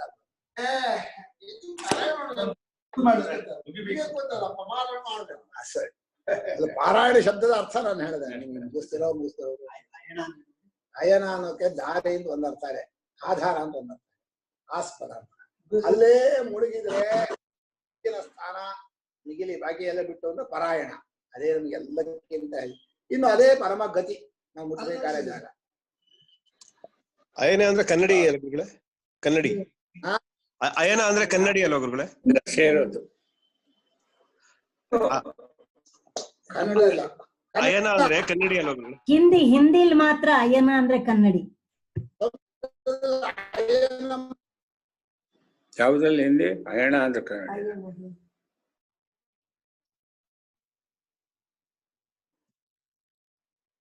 ಅಯನ ಆಧಾರ ಅಂತ ಅರ್ಥ. ತತ್ಪರಾಯಣಂ ಪರಮಯನಂ ಪರಮ ಆಯತನ ವ್ಯತ್ಯಾಸ. ಹೀಗೆ ತತ್ಪರಾಯಣ ಇತ್ಯಾದಿ ಸ್ಮೃತಿ ಇಷ್ಟ ಅಂದ್ರೆ ಗೀತೆಯಲ್ಲೂ ಶ್ರುತಿಯಲ್ಲೂ ನಿಮ್ಮ ಸಮಯವನ್ನು ಹೇಗೆ ವಿನಿಯೋಗಿಸ್ಬೇಕು ಅನ್ನೋದನ್ನು ಒತ್ತಿ ಹೇಳಿದ್ದಾರೆ. ಈಗ ಹೇಳ್ತಾರೆ, ಅವನು ಚಲಾಚಲನಿಕೇತ. ಛಲ ಅಂದ್ರೆ ಓಡಾಡೋ ಶರೀರ. ಚಲಂ ಶರೀರಂ ಪ್ರತಿಕ್ಷಣಂ ಅನ್ಯಥಾಭಾವ. ಈ ಶರೀರ ಅನ್ನೋದು ತನ್ನ ತೊಂದರೆ ಆದಾಗ ಮನಸ್ಸನ್ನು ಹೊರಗೆ ಎಳ್ಬಿಡುತ್ತೆ. ಹಸಿವಾದಾಗ, ತುಂಬಾ ನೋವಾದಾಗ ಆ ಮನಸ್ಸನ್ನ ತನ್ನ ಕಡೆ ಎಳ್ಕೊಳತ್ತೆ. ಆದ್ರೆ ಅಲ್ಲಿಗೆ ಒಂದ್ಸಲ ಬರುತ್ತೆ ಮನಸ್ಸು, ಇನ್ನೊಂದ್ಸಲ ಅಚಲವಾದ ಆತ್ಮದಲ್ಲಿ ಇರುತ್ತೆ. ಶರೀರ ಜ್ಞಾನಿಗೆ ಎರಡೇ ಜಾಗ ಅಂತ ಅಂದ್ರೆ ಬೇರೆ ಕಡೆ ಹೋಗಲ್ಲ ಅನ್ನೋಕೆ. ಎರಡು ಜಾಗದಲ್ಲಿ ಇರ್ಬೇಕು ಅಂತಿಲ್ಲ, ಪರಮಾತ್ಮನಲ್ಲೇ ಇರ್ತಾನೆ. ಆದ್ರೆ ನಮ್ಮ ದೃಷ್ಟಿಯಲ್ಲಿ ದೇಹೇಂದ್ರಿಯಗಳು ಇರೋದ್ರಿಂದ ಹಸಿವಾದಾಗ ಬಹಳ ತಂಟೆ ಮಾಡ್ತಾ ಇದೆ ದೇಹ. ಅದಕ್ಕೆ ಏನಾದ್ರು ಹಾಕ್ಬೇಕು, ಬಡ್ಕೊಳುತ್ತದೋ ಯೋನತ್ತೆ. ಗುಂಡಿ ಸ್ವಾಮಿ ಹೇಳಿದ್ರು 3 ದಿವಸ ಇದ್ಬಿಟ್ರು ಗುಂಡಿಲಿ. ಆಮೇಲೆ ಸ್ವಾಮಿಗಳಿಗೆ ಕನಸು ಬಂತು, ನಾನು ಗುಂಡಿಲಿದ್ದೀನಿ, ನೀ ಏನು ತಂದು ಕೊಡೋಲ್ಲ ಅಂತ. ಈಚೇನು ರಾತ್ರಿ ಕನಸು ಬಂತಲ್ಲ ಅಂತ ಮರು ದಿವಸ ಅವರು ಒಂದಷ್ಟು ದೋಸೆ ಚಟ್ನಿ ಎಲ್ಲ ತಗೊಂಡು ಹೋಗಿ ನೋಡಿದ್ರೆ ಗುಂಡಿಲಿ ಕೂತಿದ್ದಾರೆ. ಅಯ್ಯೋ 3 ದಿವಸ ತಂಟೆ ಮಾಡ್ತಾ ಇದೆ, ಒದ್ದೆ ಬಟ್ಟೆ ಕಟ್ಕೊಂಡ್ರು ಕೇಳ್ತಾ ಇಲ್ಲ ಅಂದ್ರೆ ಒದ್ದೆ ಬಟ್ಟೆ ಕಟ್ಕೊಂಡ್ಬಿಟ್ಟಿದ್ದಾರೆ. ಆಮೇಲೆ ಹರಿಹರದಲ್ಲಿ ಗುಂಡಿ ಸ್ವಾಮಿಗಳು ಅಂತ ಹೇಳಿದ್ರು. ಹೀಗೆ ಮನುಷ್ಯನಾದವನು ದೇಹಕ್ಕೆ ಬರಲ್ಲ ಅಂದ್ರೂ ದೇಹ ಎಳೆಯತ್ತೆ ಮನಸ್ಸನ್ನು. ಆ ದೇಹದ ನೋವು, ದೇಹ ಪ್ರಾಕೃತಿಕವಾದ ದುಃಖ ಇಲ್ವೇ? ಆಗ ಛಲ ಅಂದ್ರೆ ಶರೀರ ಪ್ರತಿಕ್ಷಣದಲ್ಲೂ ಬದಲಾಯಿಸ್ತಾನೇ ಇರೋದ್ರಿಂದ ಚೇಂಜ್ ಆಗೋದೇ ಅದರ ಸ್ವಭಾವ. ಅಚಲಂ ಆತ್ಮತತ್ವ. ಇನ್ನು ಮುಸ್ಕಾಡದೆ ಯಾವಾಗಲೂ ಏಕರೂಪ ಇರೋದು ಆತ್ಮನ ಸ್ವರೂಪ. ನಮ್ಮ ಮನಸ್ಸು ಇಲ್ಲ ಆತ್ಮಸ್ವರೂಪದಲ್ಲಿ ಇರ್ಬೇಕು, ಇಲ್ಲ ಶರೀರಕ್ಕೆ ಕೆಲಸನ ಬರೋದು. ಎರಡು ಬಿಟ್ಟು ಬೇರೆ ಕಡೆ ಹೋಗಬಾರ್ದು ಅಂತ. ಶರೀರದ ದುಃಖಾದಿಗಳನ್ನ ಪರಿಹಾರ ಮಾಡೋ ಅಷ್ಟು ಭಿಕ್ಷಾನ್ನವೋ ಓಡಾಟವೋ ಅಷ್ಟೇ. ಶರೀರದ ಕಾಯಿಲೆ ಇದೆಯಲ್ಲ, ಶರೀರಕ್ಕೆ ಬರೋ ಕಾಯಿಲೆ ಪರಿಹಾರ ಮಾಡೋದು ಒಂದು ಕೆಲಸ, ಆತ್ಮಸ್ವರೂಪದಲ್ಲಿ ಆನಂದ ಪಡೋದು ಇನ್ನೊಂದು ಕೆಲಸ. ಎರಡವ್ರಿಗೆ ವಿಶ್ರಾಂತಿ ಸೇರುತ್ತಾರೆ. ವಿಶ್ರಾಂತಿಗೆ ಆಯಾಸ ಇರುತ್ತೆ ಯಾವ್ದ್ರಲ್ಲೇ? ಆಯಾಸ ಆಗಿರ್ತಕ್ಕಂಥದ್ದು ವಿಶ್ರಾಂತಿ ತಲೆಗೆ ಆಗತ್ತ. ಅದಕ್ಕೇನ್ ಮಾಡ್ತೀನಿ, ಯದಾ ಕದಾಚಿತ್ ಭೋಜನಾದಿ ವ್ಯವಹಾರ ನಿಮಿತ್ತಂ ಆಕಾಶವತ್ ಅಚಲಂ ಸ್ವರೂಪಂ ಆತ್ಮತತ್ವಂ ನಿಕೇತಂ ಆಶ್ರಯಂ ಆತ್ಮಸ್ಥಿತಿಂ ವಿಸ್ಮೃತ್ಯ ಅಹಮಿತಿ ಮನ್ಯತೆ ಯದಾ ಯದಾ ಚಲೋ ದೇಹಃ ನಿಕೇತಃ ಯಸ್ಯ ಸೋಯಂ ಚಲನಿಕೇತಃ. ಇಲ್ಲಿ ಯಾವಾಗಲಾದ್ರೊಮ್ಮೆ ದೇಹ ತುಂಬಾ ಒದ್ದಾಡ್ತಾ ಇದ್ರೆ ಕೇವಲ ಆತ್ಮನಲ್ಲಿ ಅಹಂ ಪ್ರತ್ಯಯ ಇಲ್ಲ, ಅದು ಇಲ್ಲಿ ಬಂದ್ಬಿಡುತ್ತೆ.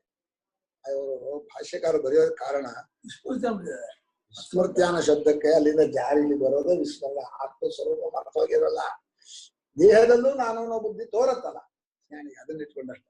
ಯಾವಾಗಲೊಮ್ಮೆ ಊಟ ಮೊದಲಾದ ನಿಮಿತ್ತದಿಂದ ಊಟವೋ ಕಾಯಿಲೆನೋ ನೋವೋ ಏನೋ ಒಂದು ಬರುತ್ತೆ ದೇಹದಲ್ಲಿ. ಆಕಾಶದಂತೆ ಅಚಲವಾದ ಸ್ವರೂಪ ಆತ್ಮಸ್ವರೂಪ, ಅದರಲ್ಲೇ ತಾದಾತ್ಮ್ಯತೆಯಿಂದ ಇದ್ದ ಮನಸ್ಸನ್ನು ಇಟ್ಕೊಂಡು ಹೇಳ್ತಾ ಇರೋದು. ಜ್ಞಾನಿಯ ಮನಸ್ಸು ಯಾವಾಗಲೂ ಆತ್ಮನಲ್ಲೇ ಆನಂದವಾಗಿ ಅಲ್ಲೇ ಮುಳುಗಿರ್ತಿತ್ತು. ಯಾವಾಗಲೂ ದೇಹ ಬಹಳ ತಂಟೆ ಆಗ್ಬಿಡತ್ತಲ್ಲ, ನೋವು ಅಥವಾ ಕಾಯಿಲೆ ಅಥವಾ ಹಸಿವು ಏನೋ ಒಂದಾಗತ್ತೆ, ಆಗ ದೇಹದಲ್ಲಿ ನಾನು ಅನ್ನೋದು ಬರುತ್ತೆ. ಅಂತಃಕರಣದಲ್ಲಿ ಬಂದು ಸೇರ್ಕೊಂಡ್ರೆ ಅದು ಹೇಳ್ತಾ ಇರೋದು ದೇಹದಲ್ಲಿ ಬರುತ್ತೆ, ಹೊರಗಡೆ ಹೋಗಲ್ಲ ಅನ್ನೋಕೆ. ದೇಹದಲ್ಲಿ ಬಂದೇ ಬರಬೇಕು ಅಂತ ಹೇಳಕ್ಕಲ್ಲ, ದೇಹಕ್ಕಿಂತ ಹೊರಗಡೆ ಹೋಗಲ್ಲ. ಆಕಾಶದಂತೆ ಅಚಲವಾದ ಸ್ವರೂಪ ಆತ್ಮತತ್ವ, ಅದೇ ನಿಜವಾದ ಆಶ್ರಯ. ಅಲ್ಲಿ ಆತ್ಮಸ್ವರೂಪ ಇದ್ದ. ಯಾವಾಗ ದೇಹದಲ್ಲಿ ಇಷ್ಟು ತೊಂದರೆ ಆಯ್ತು ಆವಾಗ ಅಲ್ಲಿ ನಾನು ಅನ್ನೋದು ಬರದೆ ಹೋದ್ರೆ ಗೊತ್ತಾಗಲ್ವಲ್ಲ. ಆವಾಗ ಆತ್ಮ ಸ್ಮೃತಿ ಇವಾಗ ಒಂದು ಪದ ಹಾಕ್ಬೇಕು. ಆತ್ಮಸ್ವರೂಪವನ್ನು ಮರೆತನೋ ಎಂಬಂತೆ ಮರೆಯೋಕ್ ಸಾಧ್ಯವೇ ಇಲ್ಲ. ಆತ್ಮನನ್ನು ಒಂದು ಸಲ ನಿಶ್ಚಯ ಮಾಡಿದ ಮೇಲೆ ನಾನಿಂತವನು ಅಂತ ಆ ಮನಸ್ಸು ಅದನ್ನು ಮರೆಯೋದಿಲ್ಲ. ಈ ದೇಹಕ್ಕೆ ಬಂದಾಗ ಮರೆತಿದ್ದಾಗಿರ್ತಾರೆ. ಅಹಮಿತಿ ಮನ್ಯತೆ, ಆಗ ದೇಹದಲ್ಲಿ ನಾನು ಅನ್ನೋ ಬುದ್ಧಿ ಬಂದಾಗ ಆವಾಗ ಚಲನಿಕೇತ, ಚಲವಾದ ದೇಹವೇ ಅವನಿಗೆ ನಿಕೇತ, ಮನೆ ಅಷ್ಟೇ ಮನೆ ಅಂತ. ಈ ದೇಹ ಬೇರೆ ಯಾರು ಇನ್ನೊಂದು ರೂಮು ಇನ್ನೊಂದು ಮನೆ ಇಲ್ಲ, ದೇಹವೇ ಒಂದು ಮನೆ. ಆತ್ಮನ ಸಾಕ್ಷಿಯಾದ ಆತ್ಮನ ಒಂದು ಮನೆ, ದೇಹ ಒಂದು ಮನೆ. ದೇಹದ ಮನೆ ಯಾವಾಗ ಬರ್ತಾನೆ? ಕೆಲವು ಟೈಮಲ್ಲಿ ಬರ್ತಾನೆ. ಯಾವಾಗ ಬರ್ತಾನೆ? ನಾನು ಅನ್ನೋ ರೂಪದಿಂದ ಬರ್ತಾನೆ. ಯಾವಾಗ್ಲೂ ಆ ಸಾಕ್ಷಿ ಸ್ವರೂಪದ ತಾನು ಅಂತ ಇರ್ತಾನೆ. ಯಾವಾಗ ದೇಹಾದಿಗಳಿಗೆ ತಂಟೆ ಆಗತ್ತೋ, ಕಷ್ಟ ಬರುತ್ತೋ, ಹಸಿವಾಗತ್ತೋ, ಆವಾಗಲ್ಲಿ ನಾನು ಅಂತ ಬರ್ತಾನೆ. ದೇಹ ಚಲೋ ದೇಹ ನಿಕೇತ ಯಸ್ಯ ಸೋಯಂ ಚಲನಿಕೇತ. ಹೀಗೆ ದೇಹದಲ್ಲಿ ಬಂದದ್ರಿಂದ ಅವನು ಚಲನಿಕೇತ ಜ್ಞಾನಿ.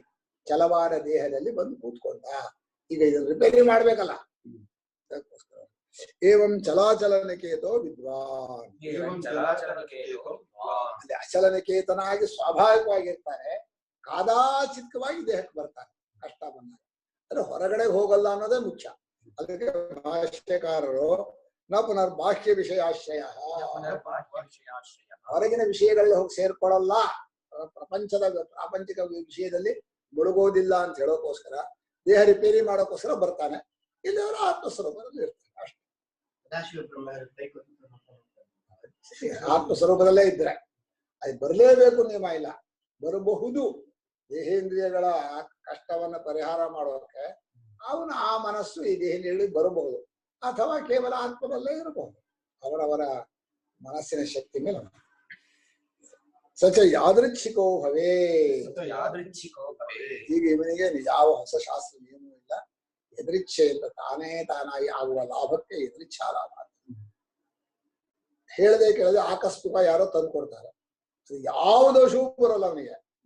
ಅನ್ನ ದೋಷ, ವಸ್ತ್ರ ದೋಷ, ಯಾವ ದೋಷವೂ ಇಲ್ಲ. ಎಲ್ಲವೂ ಆತ್ಮನಾಗಿ ಕಂಡವನಿಗೆ ಎಂತ ದೋಷ ಬರುತ್ತೆ? ಎದೃಚ್ಛಾ ಪ್ರಾಪ್ತ ಕೌಪೀನ ಆಚ್ಛಾದನ ಗ್ರಾಸ ಮಾತ್ರ ದೇಹ ಸ್ಥಿತಿ ಇತ್ಯರ್ಥ. ಅದೇ ತಾನಾಗಿ ಬಂದಂತ ಕೌಪೀನ, ಒಂದು ದೇಹಕ್ಕೆ ಪ್ರಪಂಚಕ್ಕೆ ಅಸಹ್ಯವಾದ ಕಾಣತ್ತೆ ಮರೆ ಮಾಡೋಕ್ಕೋಸ್ಕರ ಕೌಪೀನ. ಆಚ್ಛಾದನ, ಚಳಿಗಿಳಿ ಆದ್ರೆ ಒಂದು ಹೊದ್ಕೊಳ್ಳೋದು, ಅಥವಾ ಏನಾದ್ರು ಹೊಟ್ಟೆ ಹಸಿವಾದ್ರೆ ಒಂದು ತಿನ್ನೋದು. ಇಷ್ಟೇ ತಾನೆ. ಹೊಟ್ಟೆ ಬಟ್ಟೆ ಎರಡೇ. ಇನ್ ಮನೆ ಅವಸ್ಥಾ ಕಾಷಾಯ ಹೇಳಿಲ್ಲ, ಕಾಷಾಯ ಅನ್ನೋ ಶಬ್ದವೇ ಇಲ್ಲ. ಕಷಾಯ ಕಾಷಾಯ ವಿವರಣ ಇದ್ದವರಿಗೆಲ್ಲ ವಿವರಣ ಇದ್ದವರು ವಿವರಣವಾಸ. ಕಷಾಯ ವಸ್ತು ನೋಡೋದು, ಅದು ಕಷಾಯ ಕಳ್ಕೊಳ್ಳೋದೆ ಕಷಾಯ ವಸ್ತು ಉಂಟು, ಅದು ಗಂಭಾಚಾರ ಆಗುತ್ತೆ. ಕಷಾಯ ಕಾಷಾಯ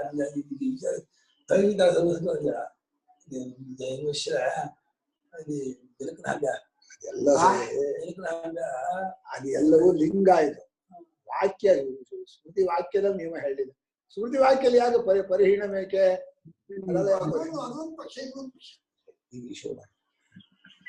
ಗುರುಗಳೇ ಗುರುಗಳೇ ಇದು ಜ್ಞಾನಿ ಇದು ಬೇಕಾದಾಗ ಶರೀರಕ್ಕೆ ಇಳಿದ್ ಬರ್ತಾನೆ ಅಂತಂದ್ರೆ, ಇವಾಗ ಶರೀರ ಅದು ಫಸ್ಟ್ ಅದು ಇಳಿದ್ ಬರ್ತಾನ ಅಥವಾ ಫಸ್ಟ್ ಅದು ಸೆನ್ಸೇಷನ್ ಬರುತ್ತಾ? ಯಾವ್ದು ಫಸ್ಟ್ ಬರುತ್ತೆ ಅಂತ? ಶರೀರಕ್ಕೆ ಮುಂಚೆ ಸೆನ್ಸೇಷನ್ ಕಷ್ಟ ಬರುತ್ತೆ, ಹಸಿವಾಗತ್ತೆ, ಆಮೇಲೆ ಇಳಿದು ಬರ್ತಾನೆ. ಅಲ್ಲ ಹಸಿವು ಆಗೋದು ಅವರು ನಾನ್ ಶರೀರ ಅಲ್ಲ ಅನ್ಕೊಂಡಾಗ ಅವ್ರಿಗೆ ಅದು ಅರಿವಾಗ್ಬಾರ್ದಲ್ವಾ? ಅಲ್ಲಮ್ಮ, ಶರೀರ ನಾನಲ್ಲ ಅನ್ನೋ ವಿಷಯ ಅವನ ಸ್ವರೂಪ ದೃಷ್ಟಿಯಿಂದ, ಬರೀ ನಾನಲ್ಲ ಅಷ್ಟೇ ಅಲ್ಲ, ಇಲ್ವೇ ಇಲ್ಲ ಶರೀರ ಅಂತ ತಿಳ್ಕೊಂಡಿದ್ದಾನೆ. ಅದು ಜ್ಞಾನಿಯ ದೃಷ್ಟಿಯಿಂದ. ನಾವು ಲೋಕ ದೃಷ್ಟಿಯಿಂದ ಜ್ಞಾನಿಯಿಂದ ಒಬ್ಬ ಶರೀರಿ ಅಂತ ಇಟ್ಕೊಂಡಿರೋದು. ಜ್ಞಾನಿಯಿಂದ ಕೇವಲ ಪರಮಾತ್ಮನ ಜ್ಞಾನಿನ ಕರೆದಿಲ್ಲ ನಾವು. ಜ್ಞಾನಿಯಿಂದ ಒಬ್ಬ ಇದ್ದಾನೆ, ಅವನಿಗೆ ಒಂದು ಮನಸ್ಸಿದೆ, ಬುದ್ಧಿ ಇದೆ ಅಂತ ಇಟ್ಕೊಂಡು ಆ ದೃಷ್ಟಿ, ವ್ಯವಹಾರ ದೃಷ್ಟಿನ ಹೇಳಬೇಕಾದ್ರೆ ಆ ಮನಸ್ಸು ಪರಮಾತ್ಮನಲ್ಲೇ ಯಾವಾಗ್ಲೂ ಇರುತ್ತೆ. ದೇಹಕ್ಕೇನಾದ್ರೂ ಕಷ್ಟ ಬಂದಾಗ ಅಲ್ಲಿಗೆ ಬರುತ್ತೆ ಅಷ್ಟೇ ಹೊರತು ಇದು ವ್ಯವಹಾರ ದೃಷ್ಟಿಯಿಂದ ಹೇಳಿದ್ದು. ಬರಲೇಬೇಕು ನಿಯಮ ಇಲ್ಲ. ಇಲ್ಲಿ ಏನಪ್ಪಾ ನಿಷೇಧ ಅಂದ್ರೆ ಇದಕ್ಕಿಂತ ಹೆಚ್ಚಾಗಿರೋದು ಏನು ಮಾಡೋದಿಲ್ಲ. ದೇಹಕ್ಕೆ ಬಂದಿರುವಂತಹ ಹಸಿವು, ಆ ಕಷ್ಟ ಪರಿಹಾರ ಬಿಟ್ಟು ಇನ್ ಬೇರೆ ಇಂದ್ರಿಯಗಳ ತೃಪ್ತಿ ಕೊಡಿಸೋದು, ಪ್ರಾಪಂಚಿಕ ವಿಷಯ ಮಾತಾಡೋದು ಎಲ್ಲ ಬಿಡ್ತಾರೆ. ಯಾಕಂದ್ರೆ ಆನಂದ ಸ್ವರೂಪ ಸಿಕ್ತು. ಆತ್ಮಸಂಬಂಧಿಗೆ ದೇಹ ಬಳಿ ಹೆಂಗಾಯ್ತು? ಆತ್ಮಸಂಬಂಧ ಅಂತ ಜ್ಞಾನಿಗೆ ಹಸುವೆಲ್ಲ ಹೆಂಗ್ ಗೊತ್ತಾಗ? ದೇಹಕ್ಕೆ ಹಸಿವು ಬಂದಾಗೆ ಇನ್ನೊಂದು ಹಸಿವು ಬಂದ್ರೆ ಅದು ಹಸಿವು ಅನ್ನೋದು ಬರುತ್ತೆ ಹೋಗುತ್ತೆ ಅನ್ನೋದು ನಮ್ಮ ದೃಷ್ಟಿ. ನಮ್ಮ ದೃಷ್ಟಿನ ಈಗ ಒಬ್ಬನಿಗೆ ದೇಹಧಾರಣವು ಆತ್ಮಜ್ಞಾನವು ಇರಬಹುದು ಅಂತ ಶಂಕರಾಚಾರ್ಯ ಬರೆದಿದ್ದಾರೆ. ಇನ್ನೊಬ್ಬರು ಆಕ್ಷೇಪಣೆ ಮಾಡಕ್ ಬರಲ್ಲ.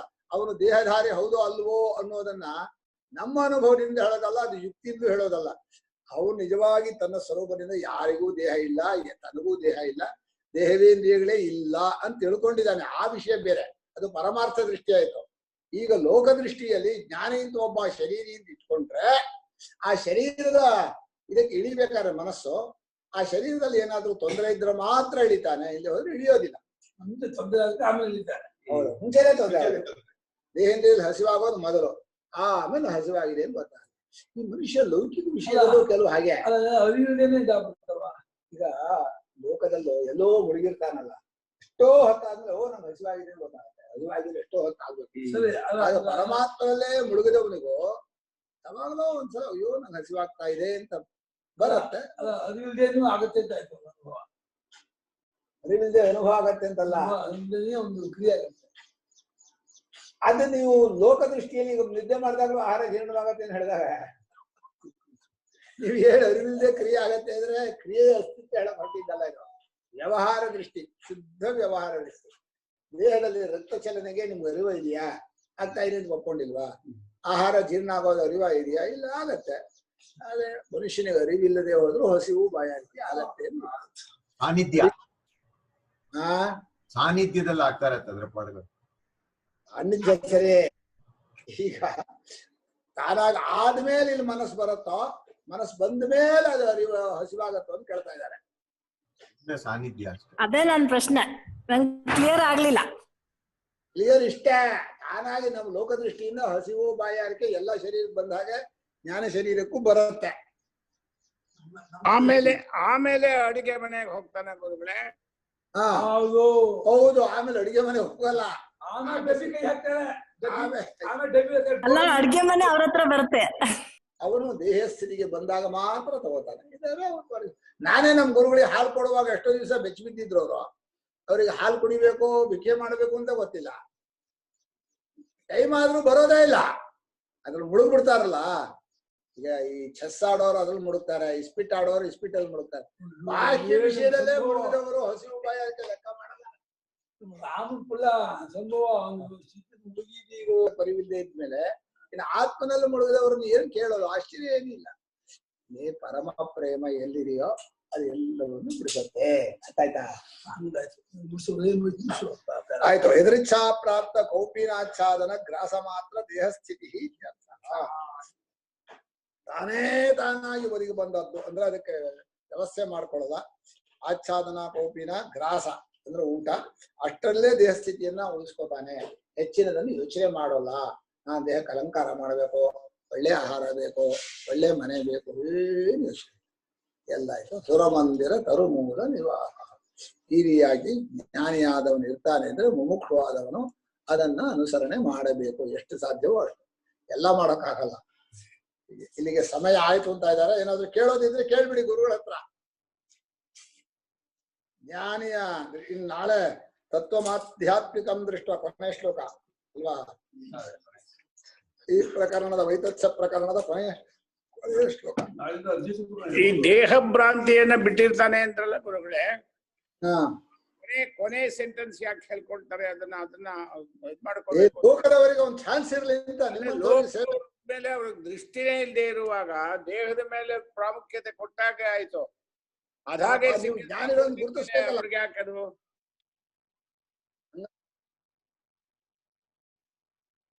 ಹಂಗಲ್ಲ, ನಿಮಗ್ ಗುರುತಿಸೋಕೋಸ್ಕರ ಅವ್ರು ಹೇಳಿದ್ದು. ನೀವು ಜ್ಞಾನಿಗಳನ್ನು ಗುರುತಿಸ್ಬೇಕಲ್ಲ. ಅವ್ರು ಬರೀ ಆತ್ಮಸ್ವರೂಪದಲ್ಲ ಇದ್ಬಿಟ್ರೆ ನಿದ್ದೆ ಮಾಡ್ದಂಗೆ ಇರ್ತಾರೆ. ನಿಮ್ಗೇನು ಗೊತ್ತೇ ಆಗೋಲ್ಲ. ನಿಮ್ಗೆ ಅರ್ಥ ಆಗೋದ್ ಬೇಡವಾ? ಲೋಕದವರಿಗೆ ಜ್ಞಾನಿ ಹೇಗಿರ್ತಾನೆ ಅನ್ನೋ ಚಿಹ್ನೆಯೇ ಹೊರತು ಹಾಗೇ ಇರ್ಬೇಕು ಅಂತೇನೋ ನಿಯಮ ಅಲ್ಲ. ಜ್ಞಾನಿ